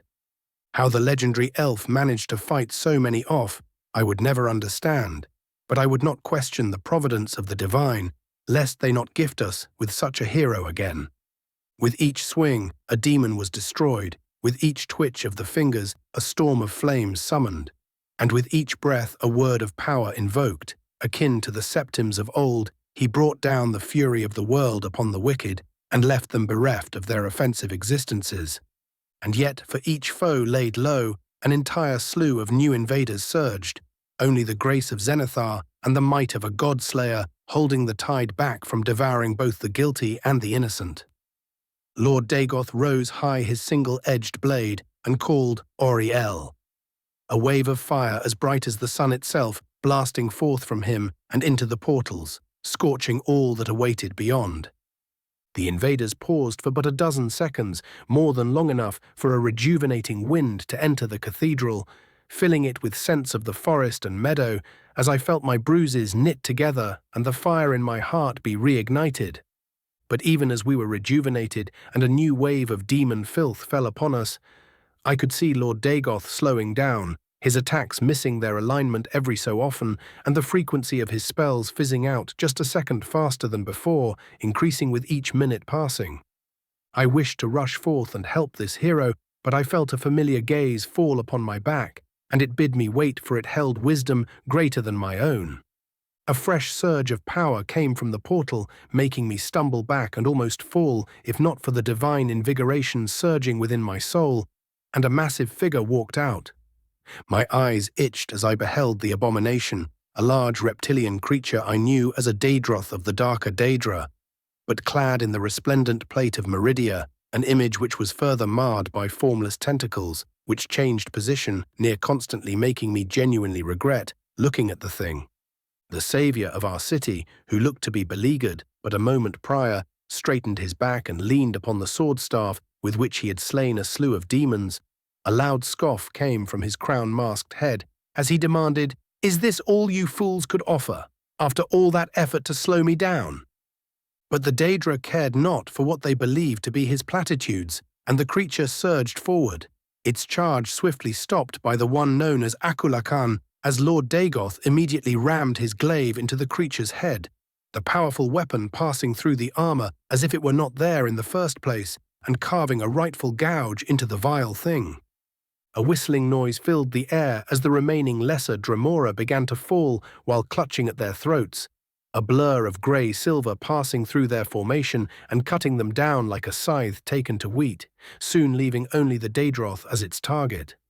The beast attempted to trash around and resist its inevitable end, but the moment it stepped onto Nirn, its cursed existence was fated to the torment it deserved, as each second cut off another chunk of its vile flesh, and each moment saw it howling in greater agony. It took but a dozen moments for it to fall upon the marble floor of the blessed cathedral, silent and unmoving. "No!" A loud snarl came from the darker side of the portal. "I refuse to accept this insolence any longer. Stop, you fool! You will ruin everything." A feminine voice came from the lighter side, sounding almost panicked as it demanded once more, "Stop!" But the Dark One would not listen, for he stood from his throne, which now suddenly stood before the portal itself, and plunged his hand forth to grasp the elf who defied him again and again, the pressure in the air growing to the point I could no longer breathe, and could but hope that a miracle would occur. Lord Dagoth scoffed and calmly took a sideways stance, his blade positioned vertically next to his chest as he stared down one of the avatars of all that was vile and unholy. A grey flame surged upon his sword, and its power was akin to the gaze I felt upon my beleaguered back, making me squint in confusion and awe. The hand of the monstrosity left the portal, and I felt my breath leave me as my soul attempted to escape my body, only the gentle light of the craftsman saving me from an instantaneous death. But Lord Dagoth was no coward as I was, and he swung his sword akin to a one-handed flick, releasing the power he had built up and making me think I was dreaming for a moment. For I saw him let loose a wave of grey-tinged flame and cleave the hand of the Daedra in twain, and heard the scream of the heart of evil as it recoiled. The other devil, disguised in a blinding light to hide its vileness, cursed at its ally of convenience, but all it did was speed up the creature's retreat, leaving the portal half-powered and unable to remain open for much longer. Before the portal closed, I saw the bane of false gods raise his empty, gauntleted hand towards the demon and present to it his middle finger. The demon's shrieks of outrage brought a smile to my face, and then I knew no more. Raven's POV. Fucking bitch. I spit on the ground and quickly moved to Corvinus, casting a few diagnostic spells on his unconscious self. I nodded in relief as I realized he was alive. Guess you earned some babysitting, kid. I looked up to the still glowing altar and inclined my head. Thanks for the help. Probably could have done it myself, but I get to keep some subtlety this way. The stern yet approving look of Zenithar was momentarily tinged with appreciation before I felt a divine equivalent of a headshake and a spark of flame jumped from the anvil and onto my palm, the offer of a blessing rather obvious. Bowing a bit more sincerely this time, I grasped the ember and crushed it in my grip, feeling a surge of inspiration enter my mind, but filing it down for later as I had more immediate things to worry over. My eyes scanned the near-ruined cathedral, at least on the inside, and I quickly realized that Marius, the little bastard, was missing, so much for reaching the heavens as one fucking hypocrite. I scoff and lean my sword on my shoulder, spending all of 3 seconds on divining his location.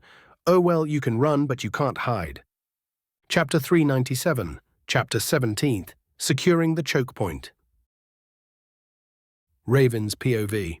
The keep of Leyawiin felt almost alive as our forces and those of the rebels swiped through the entire area, every single room and chamber needing to be thoroughly searched before I decided to declare the structure safe and we could finally let our guards down.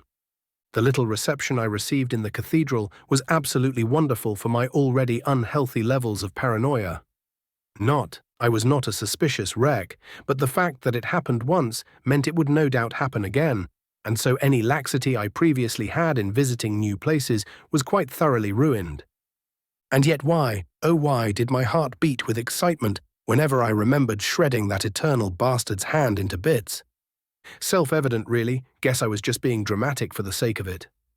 I let out a light snort, immediately drawing attention from the rest of the people seated in what was once Marius's dining hall. Far too used to my shenanigans, Minthara chose that moment to speak up. What happened in the cathedral, Raven? Oh, you know, just the usual. I remove my legs from atop the large ornate table and light up a cigar. Overly arrogant little shit decided to sell his soul to Daedra. Said Daedra tried to use the chance to murder me, opened an oblivion portal, had to hold back an army, that kind of thing. My nonchalance in retelling what happened made my words fly over everyone's heads for a moment, but once they actually registered what I said, I was promptly smacked with a veritable wall of questions, disbelieving exclamations, and demands to elaborate. He speaks the truth. Corvinus, who had no doubt awoken mere minutes prior, waddles into the room, his shaky hand holding a broken spear, but as one would a walking cane, the vile demons tried making their way unto Nirn through Marius's treachery. Yet Lord Zenithar saw fit to aid us, and ceased any attempt of the false gods to breach their way into the city. Good to see you didn't waste my effort by going to meet your god too quickly. I raise a glass of some acceptably good wine at the young man. I doubt channeling that much power was at all that healthy. The divines shall provide. He huffs with some humor and takes an empty seat without bothering about the lack of invitation. About that. Minthara's mildly furious voice draws our eyes as she speaks up. How exactly did they manage to make such a large breach? Her eyes momentarily flicker to her chest plate, where the amulet of kings was. It must have taken them a ridiculous amount of power to do.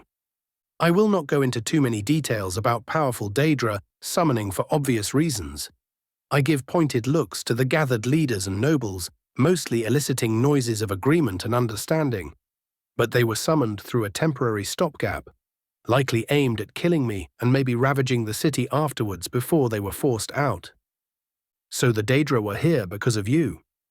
One of the 6 legates from the recently defunct council speaks up, not quite daring to sound accusing, but feeling such anyway. This whole invasion was to catch you. I know it may sound a bit arrogant. I chuckle, but trust me, those three really hate my guts. I see the old man mouth 3, his eyes widening to a ridiculous degree as his gaze moved from me to Corvinus and back to me. Ravens quarrel with literal gods aside. Minthara cuts in with far too much amusement in her voice. I do believe we should get to the actual reason we have gathered here. Yes, Janus Caro nods eagerly, the future of our beloved city. That he was the first to speak annoyed the legate something fierce, while those among the rebels of at least some influence merely looked just about ready to start rolling their eyes. Nodding to Minthara, I held back a grin as I put her on the spot. His Imperial Majesty. She begins, sending me a heatless glare, has given us secret orders to deal with the corruption within this city by any means necessary. Since the corruption has gone all the way up to the Count himself, this makes your coup fully legal under Imperial law. There were a lot of sighs of relief there. Sure, the bunch of them knew they weren't about to be lynched for doing this, but having Imperial approval would no doubt save and/or extend their careers for a good bit. Seeing as the highest leadership was in need of prompt deposition, she goes on, I will leave the rulership of the city under the temporary auspices of the Reformed Council of Legates. The 6 officers, functionaries perk up, while Janus narrows his eyes. Naturally, all of your dealings will be investigated, and should anything unacceptable be found, you will be acquainted with my hammer before you can even think of running. Q absolutely terrified gulps and a lot of shivering. She of course continues as if she didn't just threaten their backsides with a thorough hammering. The position of Count will be decided on at a later date. She gives Janus a pointed look. Such decisions belong to the Emperor himself after all, and Marius will be judged by the Emperor himself. No, you cannot defenestrate him immediately, even if I want to do it myself. Captain Gravis lowers his hand. However, her voice suddenly turns a lot harsher. One thing you will have to accept before I even consider leaving you to your own devices. She pauses for a moment. The bridge is getting removed and replaced with something that permits the passing of seaworthy ships. What? Legate Fortunus jumps up from his seat, immediately followed by his colleagues and Janus. The bridge of Leyawiin has stood for hundreds of years. You can't possibly think we will just let you demolish it. The air stilled, a deathly chill replacing the warmth of the large fireplace behind the head of the table as Minthara slowly stood up, ever so gently laying her hammer upon the table and doing nothing as cracks began to spread across the whole thing under the weight. Understand this. She spoke coldly, and no one was stupid enough to interrupt. Had I wished, I could have just killed you all for perceived incompetence. Her words rang true, and many paled, replaced you with someone more competent. The air grows colder, more compliant. They begin outright shivering now. But I am not that unreasonable, unless you provoke me, of course. She smiles lightly. It was not a warm thing. You will obey my orders, you will do as I command, and you will do it with a smile on your face and loyalty in your hearts. She tilts her head. In fact, her hand reaches below her neck and into her chest plate, quickly extracting a very familiar amulet and allowing it to hang freely for all to see. I will take your oaths of loyalty immediately, as your crown princess. Before she even finished speaking, Corvinus was already kneeling on the ground, not even daring to look her in the eye. The reactions of the rest made not laughing my ass off quite the challenge, though. How no one managed to launch an eye from their skulls so far was a mystery. An hour later, after the people finally calmed down and offered their oaths under pain of immediate evisceration, implied of course, I found myself strolling through the keep, incidentally passing through the large chamber which the defenders used for their admittedly intelligent ambush spot, and which now served as a place for their corpses to be readied for burial. There I saw Alor and Corvinus standing above a familiarly colored Khajiit corpse, my mind swiftly supplying the corpse as belonging to Mazzaro. A real shame that. And he just turned cloak without a thought, I heard Corvinus ask him, the young priest feeling like a veritable bonfire of conviction after all he had experienced in the past hours. I find it quite hard to believe my old friend would betray us so easily. I do not know how or why things turned out as they did, and while I regret not leaving him intact for further research, I refuse to accept any risk to my charge. Alor retorted, respectfully yet firmly, If he had merely been controlled, then that is a tragedy I will bear for the rest of my life, but I would still not hesitate even once. Your loyalty does you credit. Corvinus inclines his head respectfully, even as his voice is filled with sorrow. I guess I am simply too shaken to accept that he is dead after all these years. What happened? I speak up as I approach the duo. Both of them bow, and Alor quickly informs me of everything that went wrong with the unfortunate Catman. A sleeper agent, I mutter as I scratch at my beard. I did not think they made use of those, but it makes sense once you think about it. Pardon me, my lord. Alor's brows furrow. But are you referring to the theory you had on the Hermetics and their ability to hide from your agents? Effectively. I do not grumble as my most annoying enemies are mentioned. Seeing Corvinus's questioning look, I deign to enlighten him. A sleeper agent is someone conditioned to respond to a series of commands and then made to forget the conditioning. In theory, they can live a normal life for decades before someone activates them, and they fulfill their original purpose. The rhythmic hissing Alor mentioned was probably some activation code in Khajiit, now that I think on it. Before he can even ask, I interject. I know what you must be thinking. Was he ever my fiend to begin with? The priest nods uncomfortably. I'd say that he was. As unfortunate as this whole thing was, he still chose to follow your ideals and nearly sacrifice himself for you, his upbringing, and forging into a tool by the Dominion, being akin to a possession neither of you could reasonably control. Should I have held back, my lord? Alor asks, suddenly uncomfortable. This whole situation makes me reluctant. Oh no. I shake my head, drawing surprised looks from the both of them. As much as I lament the waste of a righteous life, he threatened Minthara, and that means he dies. Alor simply nods, while Corvinus takes a much longer time to let out a reluctant sigh, and nod as well. The child of Akatosh and the future of the Empire must not be placed under risk, no matter what.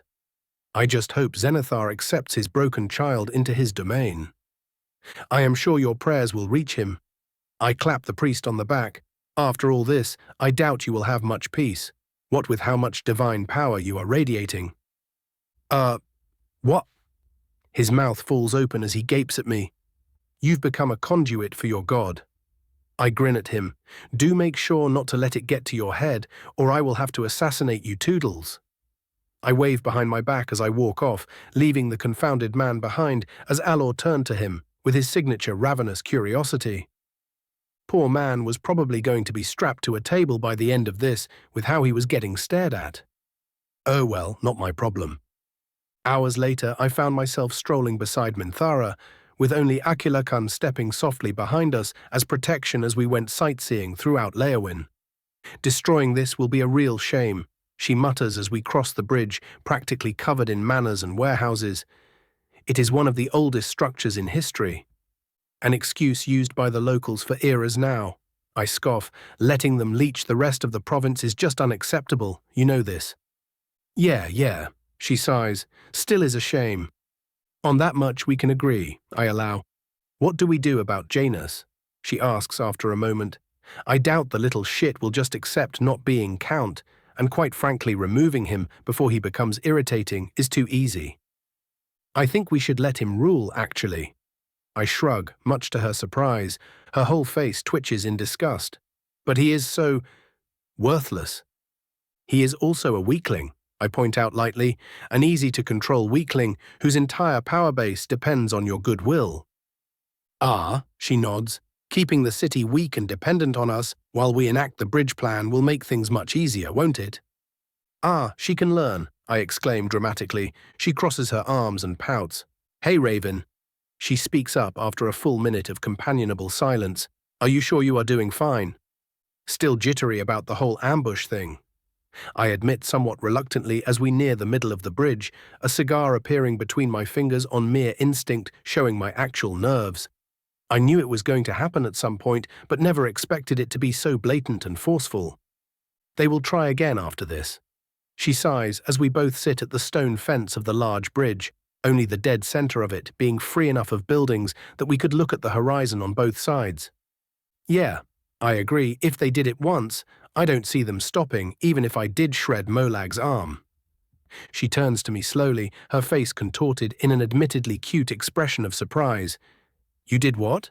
She half asks, half hisses. Nearly blew the fucker's arm right off.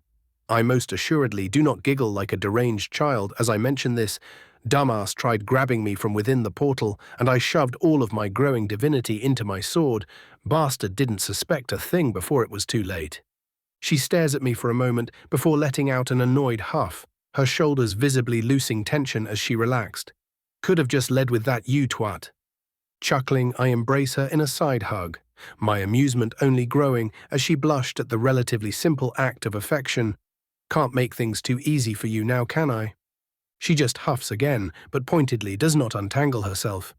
We remained there for a long while, both of us enjoying the view after a long day's work.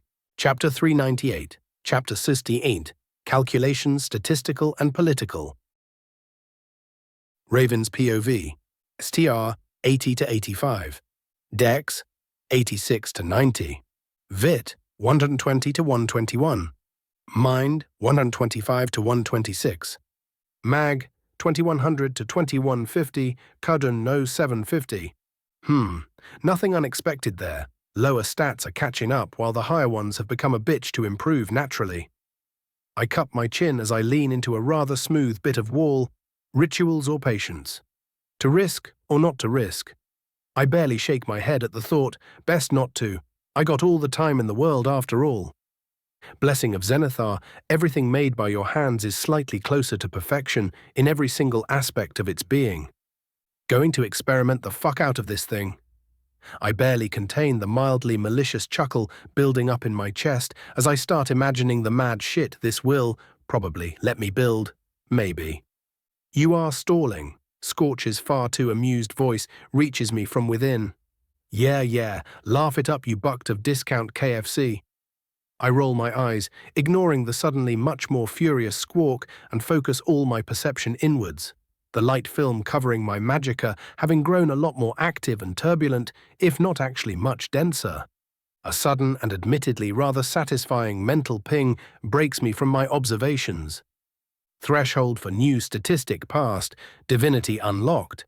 Current aspects, greater, anti-outsider, lesser, mortality, defiance, deception. DV, 100. And that tells me absolutely nothing. I grumble inwardly. Fucking vague-ass system. I learned more by experimenting on my own at this point. Still nice to have a number to track, I suppose. Raven. I nearly jump as I finally register Minthara's voice, the same Minthara who was currently standing right next to me and staring at me with a mixture of worry, far surpassed by mild irritation. She huffs as she sees me react. Are you even listening? No. I deadpan, earning a light chuckle from the old man in the room. You were just giving the report, no? She crosses her arms and narrows her eyes. Yes, which was very tedious, mind you. I shrug and look at her with faux condescension. Why'd you think I dozed off? Ass. She pouts and returns to the large table in Titus's study. The less hesitant and more self-destructively curious part of my brain decides to get some comparison material, and before the reasonable and not asshole part can intervene, I am already getting an entire page's worth of information. At least I retained the decency to skip anything that wasn't the stats. Minthara Dragonbane Septim, Mead adopted, STR 246, Dex 220, Veti 270, Mind 90, Mag 900, Div 2000. I blink. Yup, that'd do it. Say, are you going to get over here, or do I need to drag you myself? She turns around again as she notices me not following her. Also, why are you staring at me like that? I may or may not have developed a somewhat frustrated expression after seeing what I did, but I swiftly disarmed that unfortunate line of questioning with a coy smirk and a song in my tone, coming dear. And that is all it takes for her strong front to collapse and for her to look away with red on her face and a sputter on her mouth. Mostly because we weren't alone, she was a freak otherwise. Ah, to be young again. Titus chuckles mirthfully, while those of his council present range from anything between amusement, stern judgment, and gossip-hungry interest. I shake my head and take a seat across the main man of the empire, addressing the Falmer already seated beside me. You briefed them on everything yet? Alor goes to speak, but Titus interjects before he gets the chance. Yes, your servant was quite informative in his retelling. Though we feel a more detailed explanation than Daedra ambush in the church, don't worry about it, is needed when it comes to one of the greatest cathedrals of the empire apparently being taken over by a cult. The whole time he spoke, he kept a perfect calm in his tone, but I could feel the carefully controlled hidden fury just waiting to burst at someone. Instead of immediately answering, I rose an eyebrow, silently communicating the question and receiving an immediate nod. Letting out a sigh, I allow myself to lean a bit into my seat and light up a cigar. You want the long version or the short version? Commander Maro seemed to want to hear the whole thing, but Titus spoke immediately, concise if you will. Right. I nod Meridia, Molag Bal, and Hermaeus Mora. I made sure to channel a bit of my divinity to not let the names summon their attention, even as I doubted they would be able to do anything near the Amulet of Kings, allied each other, and used my apparent lack of allies to ambush me. They only got the chance due to Marius Caro being a retarded cultist wannabe and the Thalmor completely suborning his household. So a trio of Daedra. Titus enunciates every single word, decided to nearly invade my empire because they wanted to kill you. Much worse than simply kill me. I correct with a cheeky smile, feeling more than seeing Minthara narrow her eyes. But in short, yes. Oh, and also Zenithar helped. I add after a second, City would have probably joined the river otherwise. Titus Mede II stares at me for a long while before sighing and shaking his head. I am not sure if I should be impressed and thankful you are on our side, or furious that you drew the attention of such creatures and curse your very existence. He huffs and downs a gulp of wine. By the divines, I swear I will go bald if things continue like this. I merely raise an eyebrow, staring directly at his hairless head, beside the most appreciable beard, of course. The Daedra will always do as the will. Marshal Valenicus pointedly does not spit on the ground, as the Daedra are mentioned. Having someone able to send them running is purely a blessing in my books, so long as such knowledge is kept away from the public. Chancellor Juculus interjects, we do not need anyone outside of this room, knowing the Daedra are willing to ruin a city for any single person. He gives me an apologetic look and goes to voice said apology, but I stop him with a raised hand. No need to mince words on my account, Chancellor. I've been dealing with public perception for years now. The Bosmer visibly relaxes. The rest of the Imperial councillors, sans a very noticeably absent Redguard, all descend into comments of their own, though they keep them quietly shared between each other instead of announcing it for the whole room. None were advocating for my lynching at least, which was good. Loath as I am to change the subjects, I allow a teeny bit of magicka into my voice to draw attention, but allow me to blatantly change the subject. Titus holds back a snort, but fails to do it completely. What have you decided on doing with Leyawiin? Minthara nods along my question. Marius's trial will give us some time to move, but the opening will only last so long. I trust you have noticed the absence of our dear colleague, the Admiral, Juculus asks rhetorically, and continues after only a light pause. His Majesty has seen fit to command him to act the moment your news arrived a day ago.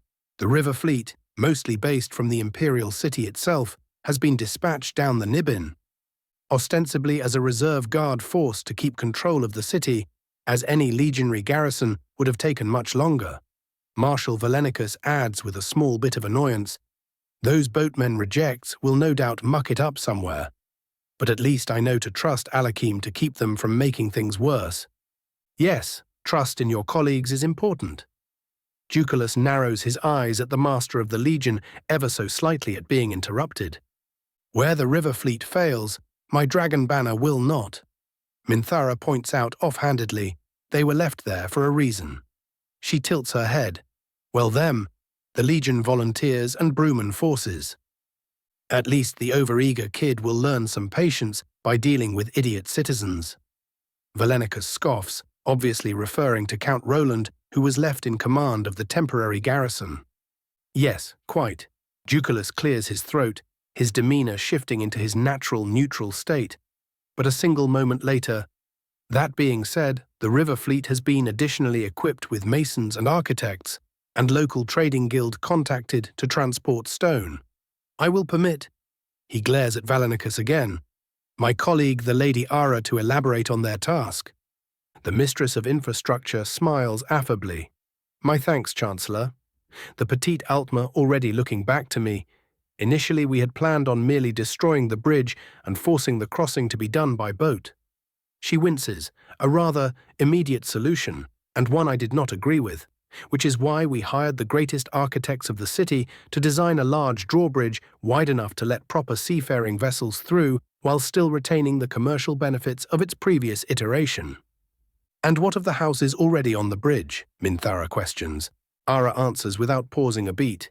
The families, if found to have not colluded with either Marius or the Thalmor, of course, shall be given new housing wherever possible, while also retaining the rights to a minor percentage of the income the bridge tolls from passing ships. Not going to try hoarding it all for the central government? I quirk an eyebrow. Alas, Francis Vierre, the councillor in charge of commerce, laments aloud. I tried making them see reason, but they keep stonewalling me with stupid excuses like ethics and unrest. Surely you can make them see the rightness of taking it all. And what? Piss off a major trading city after they've already overthrown one regime. I give him a slightly derisive yet patient look, making the Breton look away with a wince. Sorry to rain on your parade, man, but the city needs to keep most of the revenue. And so it shall, Ara interjects, giving Francis a pointed look. The city, the count, and the previously mentioned will receive most of the revenue in question, while a small portion shall be dedicated to maintaining a local force of legion personnel. You are leaving a personal garrison? I raise an eyebrow, not a terrible idea. It was my suggestion. Minthara tells me just a tiny bit too smugly. It is an important location, and we already have an excuse, so why not? She smirks. True enough. The old marshal nods begrudgingly. I will have to find a way to make the louts not grow lazy in their task, but that is for me to worry about. Speaking of the count and his rights, I latch on to what Ara said. What is to be done with Marius? Something you'd know if you were actually listening. Minthara lightly elbows my side. He is to have a public trial held in the central district before the assembled nobility and those influential enough to attend. Indeed, Titus nods along somewhat tiredly. We will heap upon him every accusation imaginable and make spectacle of a lost man's demise. I will drag it on for days so our scheme in Leyawiin can work. And speaking of our scheme, Minthara catches on. Are we decided on Janus then? Raven's argument was sound. Titus smirks at me as once more they return to something they discussed while I was ignoring them. Janus is weak enough to control, and so he will be given the position under strict observation and a prolonged education to catch up, of course. Any plans on sticking it to the Thalmor? I ask after a pleasant moment of silence. They have been using your trade hub as their personal backyard for years now. An official embargo. Titus's gaze darkens. The next war is bound to happen within mere years at this point, and I refuse to enrich the enemy.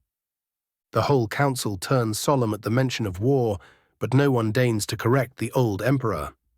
Let's just hope they don't react explosively to it. I note darkly, we wouldn't want them to attack when we aren't ready for it ourselves, even if their own readiness is much lesser in comparison. Their stances have been gauged quite thoroughly, I assure you.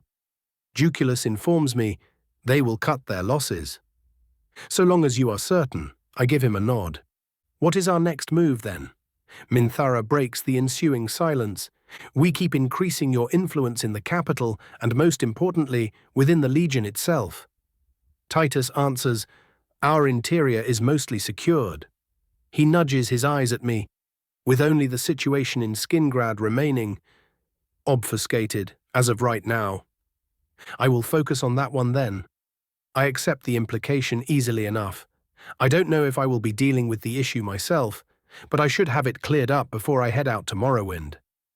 I appreciate your confidence. Titus nods. The city has been paying its taxes regularly, but any inquiry into its inner workings has been less than reliable. Find out what is going on and deal with it. I will naturally support your plans as much as I am able to openly. The meeting descends onto less important topics after that, the many discussions and decisions melding together in my mind as I once more trailed off to consider my growing powers. As I was walking out of the chamber, I felt the old priest try and catch up with me, Archpriest Herjolfr. I stop and turn to him with a nod. "Ah, young Dagoth." The old man smiles at me. "If you would accompany this old man for a while, I have some questions about the Aedric intervention you mentioned." "Caught that, did you?" I smirk at him. He chuckles. "I would be a terrible priest if I could not follow the smallest of portents." I start walking again, just slow enough for his old legs to follow. "So what it is that you want to hear about?" "Everything." His eyes light up with zeal. The entire event must be recorded for the books, so that all may know the true sanctity of the cathedral. Before I can so much as breathe in a complaint, he adds, "With names of all involved redacted, and the release of the information greatly delayed, of course." I snort at the sudden shift and begin my retelling.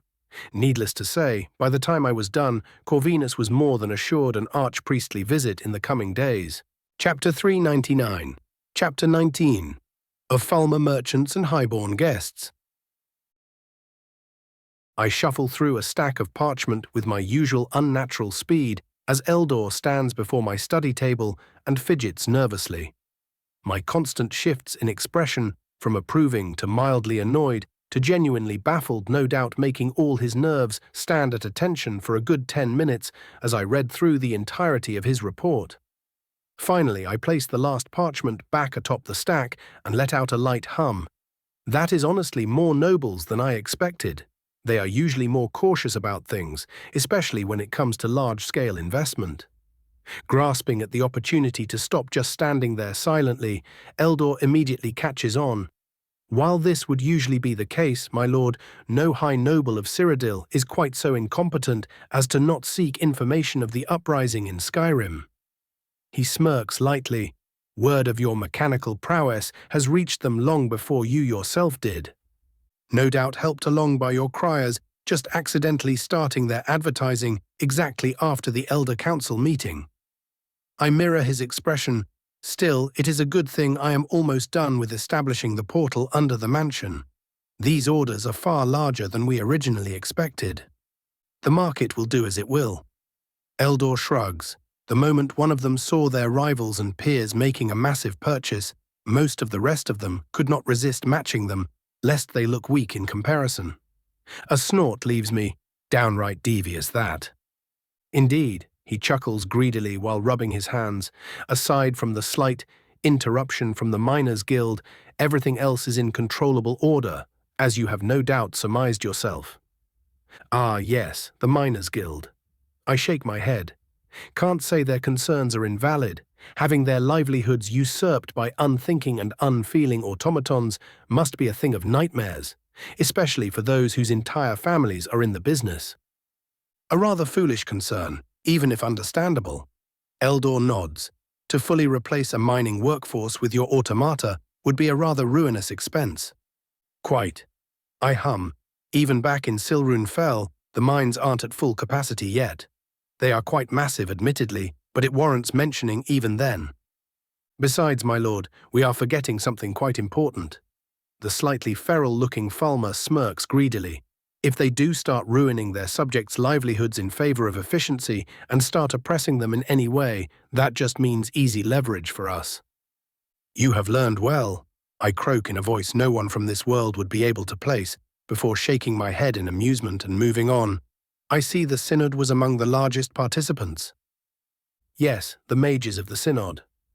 Eldor scoffs at the title, having been thoroughly indoctrinated into my own brand of magical mindset, to utterly disdain the knowledge hoarders.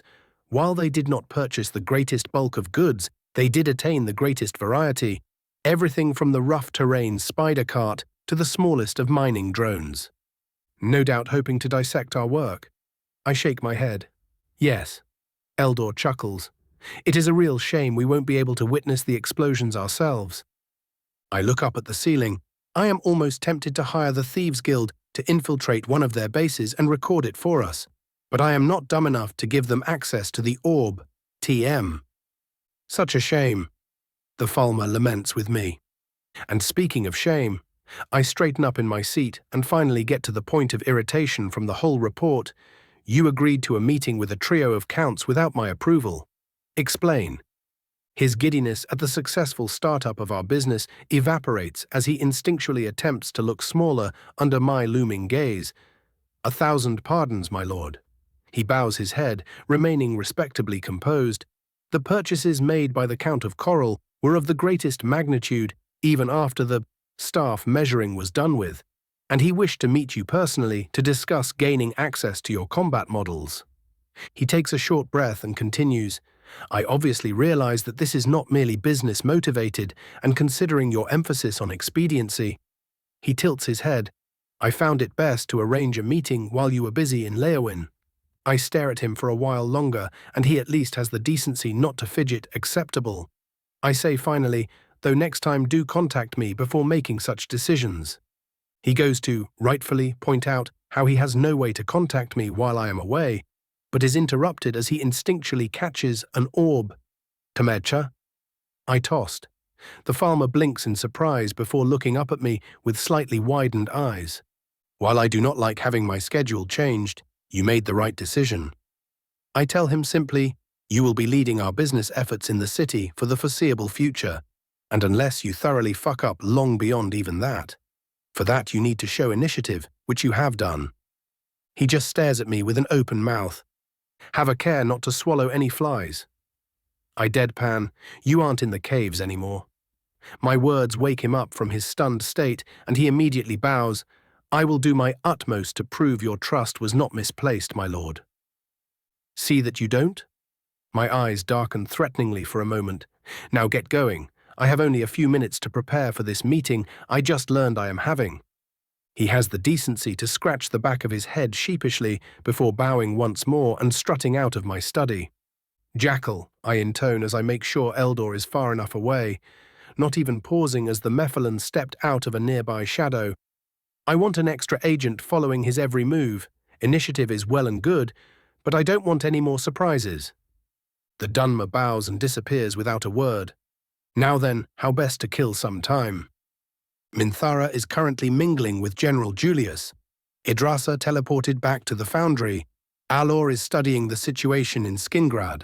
Anandor should be free, right? Might as well get some practice in. General POV.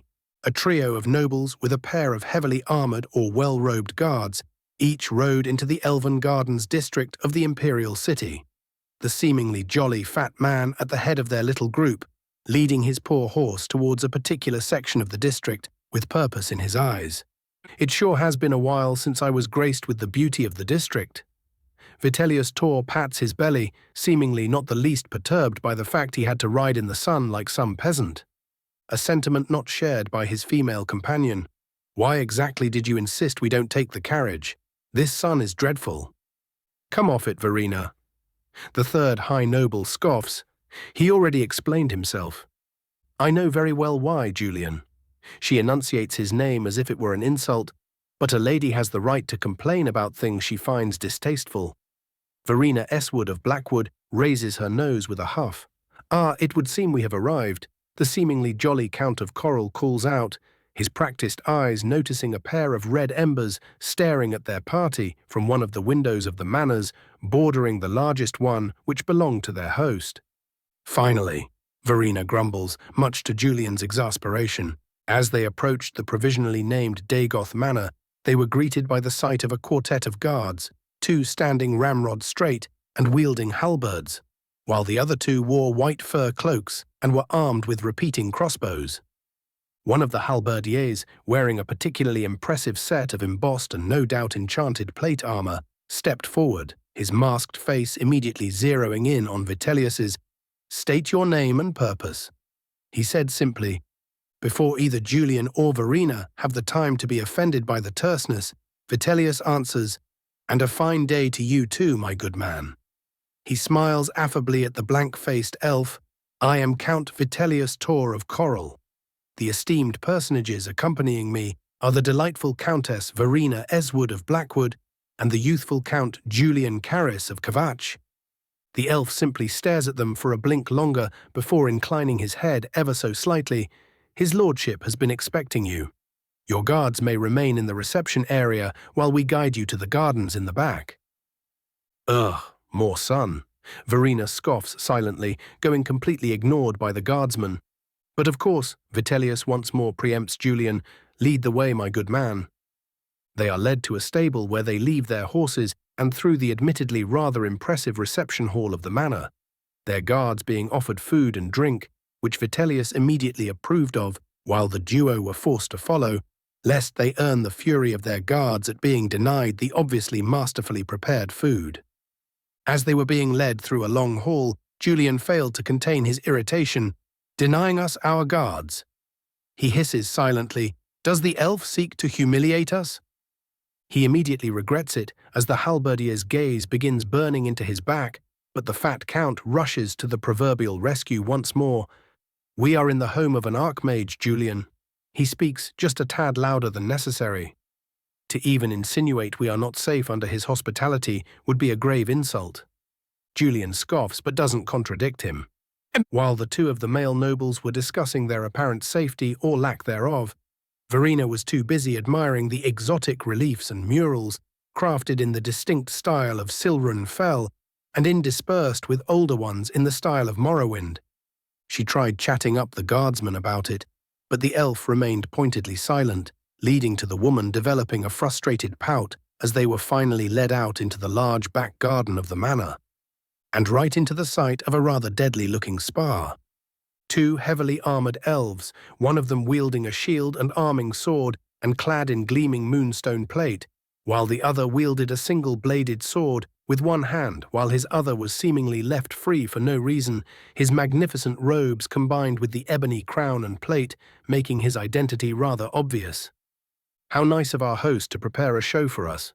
Julius comments only part snidely, his eyes barely managing to track the fight as they were led to a large pavilion.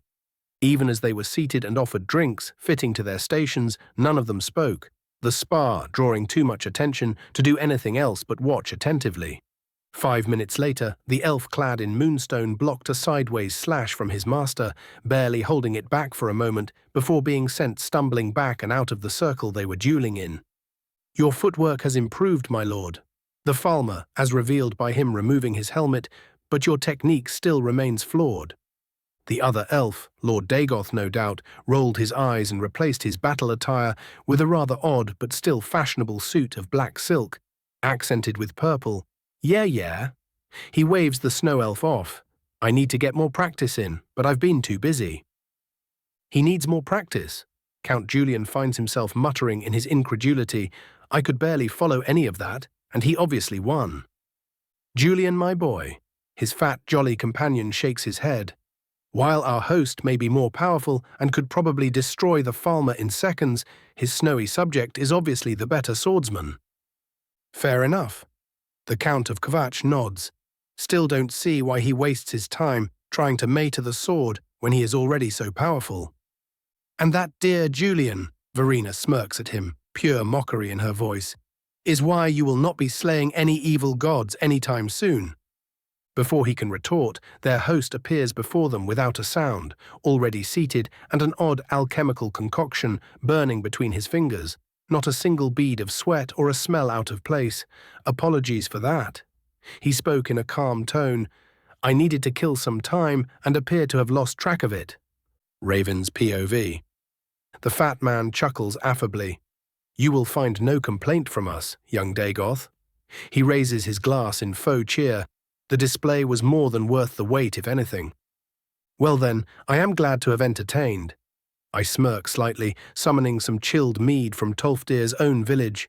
Apparently his clan could brew a mad keg when they put their minds to it. Pleasantries aside, I turn a bit more serious. I do believe introductions are in order. We go through the whole song and dance, each of them espousing the virtues of their holdings and apparent allies, and me offering some meager praise and nods when it was appropriate. "So you plan on exploiting the mountains west of your city?" I raise an eyebrow at the obvious purpose of Count Vitellius's massive purchase.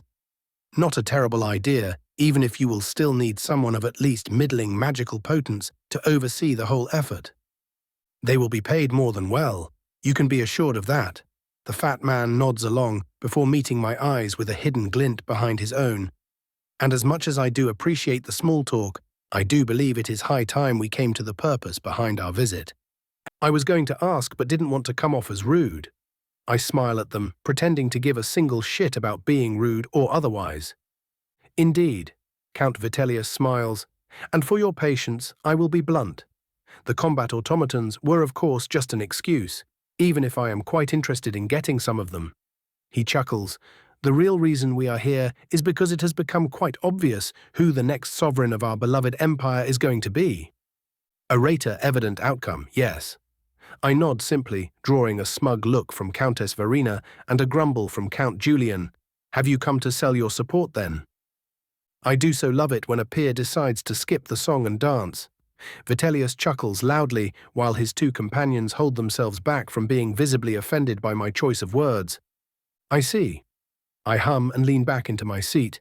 Very well then, let us negotiate. Time for some thoroughly high-stakes bartering. Chapter 400, Chapter Dent, High-Stakes Negotiations. By the time Vitellius had finished with his initial proposal, red, blatant reaction bait, I was barely managing to keep my eyes from narrowing at the oddly familiar audacity he held himself with. The fat man was a very well-practiced hand at this particular game, and the way he knew how to push exactly to where I set my mental limit before I simply decided they needed removing post-haste both vexed and impressed me equally. I would obviously not give him a thing he asked for, but something told me he already knew that. With an over-exaggerated sigh, I found myself leaning back into my seat and giving the man a falsely disgusted look. So let me get this straight. I spoke as if I just heard a child say something hilarious. You three. I point at them, and the two younger ones turn very uncomfortable, while the elder remains unshaken. Want guaranteed spots in whatever council is formed after the inheritance is complete. For an entire century. I finish with a deadpan. A full century of council rights, including their inheritors. Yes. The fucking audacity of these people. Before Vitellius can interject, as his jolly smile would imply I go on, but even that is apparently not enough. I lean in on the table. You demand removed tariffs on trade, greatly reduced taxes on most industries, a near exemption from raising levies during times of war, and to top it all off, all of you demand an heirloom-worthy artifact, each for nominal support on the Elder Council. My expression did not shift even slightly as I spoke, but the glow in my eyes turned from a welcoming one into one just waiting to burst into a firestorm. Please, do tell me what other outrageous demand you have, so that I may inform the Emperor of this treason and have you all stripped of land and title. Treason. The Count of Kvatch leaps up in a fury, or at least he tries, as the metaphysical weight of a mountain falls upon his shoulders and nearly crushes him in an instant, leaving the young man straining to even remain seated upright. Yes, treason. My brightly glowing eyes move from the young man to the other two, the Countess of Blackwood flinching in fear, while the fat Count of Coral remained mostly composed, bearing a bead of sweat going down the side of his head. I slowly stand up and begin to pace around the pavilion as my troops form a wide circle around us, just out of sight. My guests would never see them, but there was a certain instinctual terror and foreboding engraved in every mortal being whenever they were surrounded by something. The air would turn heavy, their blood would pump harder, and their heartbeats turn louder. You three come in here. I speak up after a good 10 seconds of tense silence, pretend to offer friendship and agreement in good faith. I round on them, and yet here I stand, having been spat in the face in my own home. Please calm yourself. Vitellius's voice is just as relaxed as ever. This is a negotiation. One I am already regretting. I give him a sideways stare as I stop pacing. But for the sake of expediency, I will give you another chance to make me a better offer. And if you even consider asking for something as outrageous as you just did, I will make it my job to see you ruined. You can't talk to us like this. Count Julian, having managed to gather himself from my death stare, stands up again. This time I do permit it. He glares at me with furious eyes. What gives you the right to dictate what we can and cannot do? What gives you, a foreigner elf, the right to threaten us without consequence? "Julian, calm yourself," Vitellius nearly growls at the young man. This wasn't part of the plan then. Even Countess Verena looks just about ready to snap at me for my bluntness. Whoa, how unfortunate. For them, that is. What gives me the right? I raise an eyebrow, my voice almost comically serene. Absolutely nothing. What? The poor fool's mouth falls open. Absolutely nothing gives me the right to threaten you, Julian Caris of Kvatch, owner of the largest assortment of illegal brothels across the entirety of Cyrodiil. I reveal his secret with the ease of speaking on the weather. He pales and shakily takes a seat. Absolutely nothing permits me to place my hand around your neck. My stare moves to the Countess. Certainly not some of the largest skooma storehouses on the Black Marsh border. She looks just about ready to either flee or attempt to stab me with a butter knife. She is too cowardly to do either. My stare finally returns to Vitellius. I do hear the village of Char's Peak is oh so lovely in this time of year. The fat man stills. That is right, Vitellius. I know all about your hidden child and their heritage. He goes to habitually deny my claims, but I go on without a care. What you plan to hold as leverage over my chosen ruler shall now be leverage over you. I speak clearly, more akin to a command than an offer. I look to Julian. One wrong move and your entire holding is taken in one neat fine. My gaze wanders to Verena. One wrong word, and I will force all of that sweet skooma down your disgusting little throat. The paper-pale woman gulps in fear. Once more my gaze finds Vitellius's. One more fucking attempt at gauging my reactions, and I will burn that entire fucking village to the ground. I take one step forward, and this time all three flinch. But I am a generous Mer. I loom over them, my height which was just above average in Skyrim being downright towering in Cyrodiil. Make me an acceptable offer, or I will make you my own. They looked far less willing to test me this time. Some half an hour later, we had finally reached a far more palatable agreement. I looked down at the trio with far less heat in my gaze and spoke. To surmise, you three will be given a reduction in taxes for the express purpose of enriching your lands and people.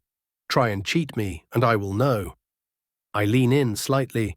Your lands will be given non-critical priority on infrastructure projects. Where it is reasonable, lie about that, and I will know. I lean in further. You will be given titles with the attached salaries in court. Use this to any detriment of the Septim dynasty, and I will know. Neither had the temerity to interrupt me again. The titles will be the following. I go on. Count Vitellius Tor is to be given a spot on the future council in return for an official document of his son renouncing his imperial claim. The fat man nods happily. Count Julian Caris will be given a commanding position in the Legion when the war starts in return for a greater number of soldiers raised. The minimum of said number being 3,000 soldiers, armed, armored, fed, and disciplined. The young man is far more reluctant in nodding, but still does as he is told. And lastly, Countess Verena Eswood will be given a lesser titles under the auspices of the Mistress of Infrastructure, which she shall use for the creation of a road through her wooded domain. My stare hardens, and if I ever hear a thing about your stash finding its way to children, I will murder you. She gulps in fear once more and nods rapidly.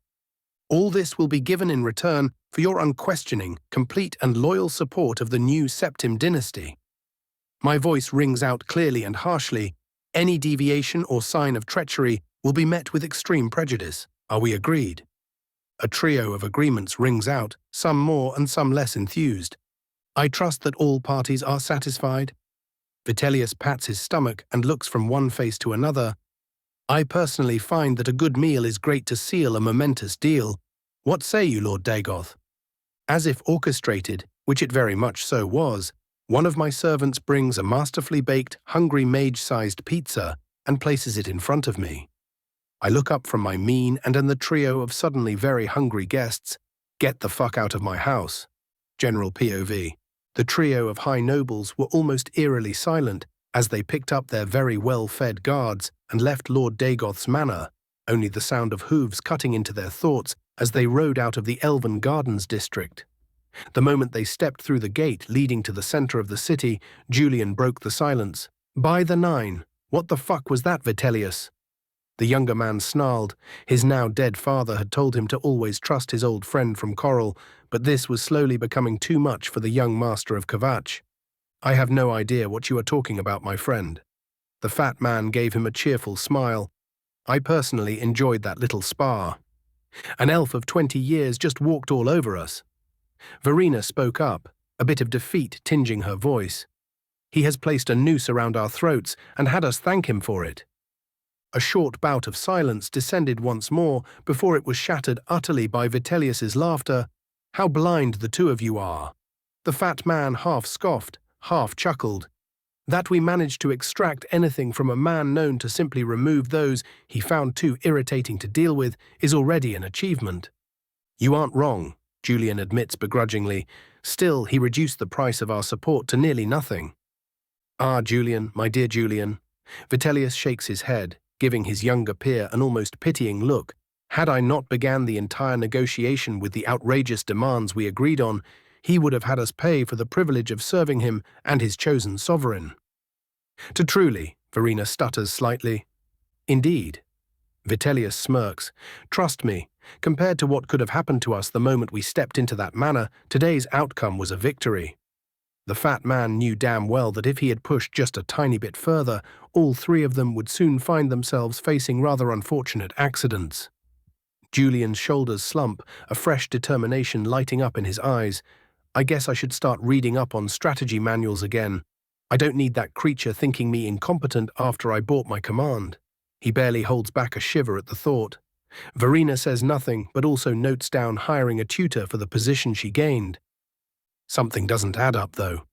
The Countess spoke after a while. "How can a noble of Morrowind, a barely recognized one at that, have such influence over our futures? You always seemed awfully insistent on getting into his good graces, or at least having him tolerate us, Vitellius. Tell us, what is it that you are hiding?" "You mean you still don't realize?" The fat count gives the both of them looks of smug superiority. Seeing the both of them remain confused, he chuckles. "We weren't talking to the Lord of House Dagoth today." He shakes his head. "No, if my information is correct, we were just negotiating with the future Emperor Consort." Julian's next words surmised everything perfectly. "Oh." At the other end of the Imperial City, in the hidden depths of the market district, and below a certain luxurious inn, a quintet of figures found themselves in a meeting. A seemingly young woman bowed her head before a silver-haired Imperial man, his pale countenance and crimson eyes swiftly revealing him to be a vampire. My Lord Ancient, Isabella Tor, bowed her head. "Isabella, my dear?" The old man smiled amiably. "I trust you have interesting news for me on this fine evening." "I would not dare waste your time, sire." She simpers just enough to be respectful, but not annoying. The future Empress is already moving, and doing so rapidly. Leyawiin has already been pacified, and Skingrad seems to be next on the list. Their next moves will no doubt follow just as swiftly, and if we wish to extract any form of advantage, we must act even faster. The old man rubs his chin for a moment before nodding slightly. Her Imperial Highness seems to be spending most of her time posturing and winning over the glory hounds, correct? "It is as you say," Isabella nods, "and most of the work behind the scenes is in the hands of Viren's heir." The man smiles as he mentions the name. "Like father, like son, I suppose." "You wish for me to contact him?" the once Countess asks with not quite fear, but it certainly wasn't eagerness. "I do." The elder vampire smiles lightly. "You are to invite the young Lord Dagoth for a meeting with myself and a few of my peers, so that we may negotiate our position in the future empire and not be swept up in the wave of progress." He chuckles at some inside joke he no doubt heard centuries ago. "Her Imperial Highness must not be seen interacting with us, however, so her closest ally will have to do." "My lord," Isabella pauses but forces herself to continue. "Are you certain that is safe? You have heard what happened to the Volkihar." The old man asks simply, and she nods. "If he wished us removed, we would not be able to do a thing except make it expensive for him to do so." "I see." Isabella bows. "I will follow your wisdom, Lord Hasseldor." The ancient protector of Skingrad smiled, his fangs glinting in the dim underground light.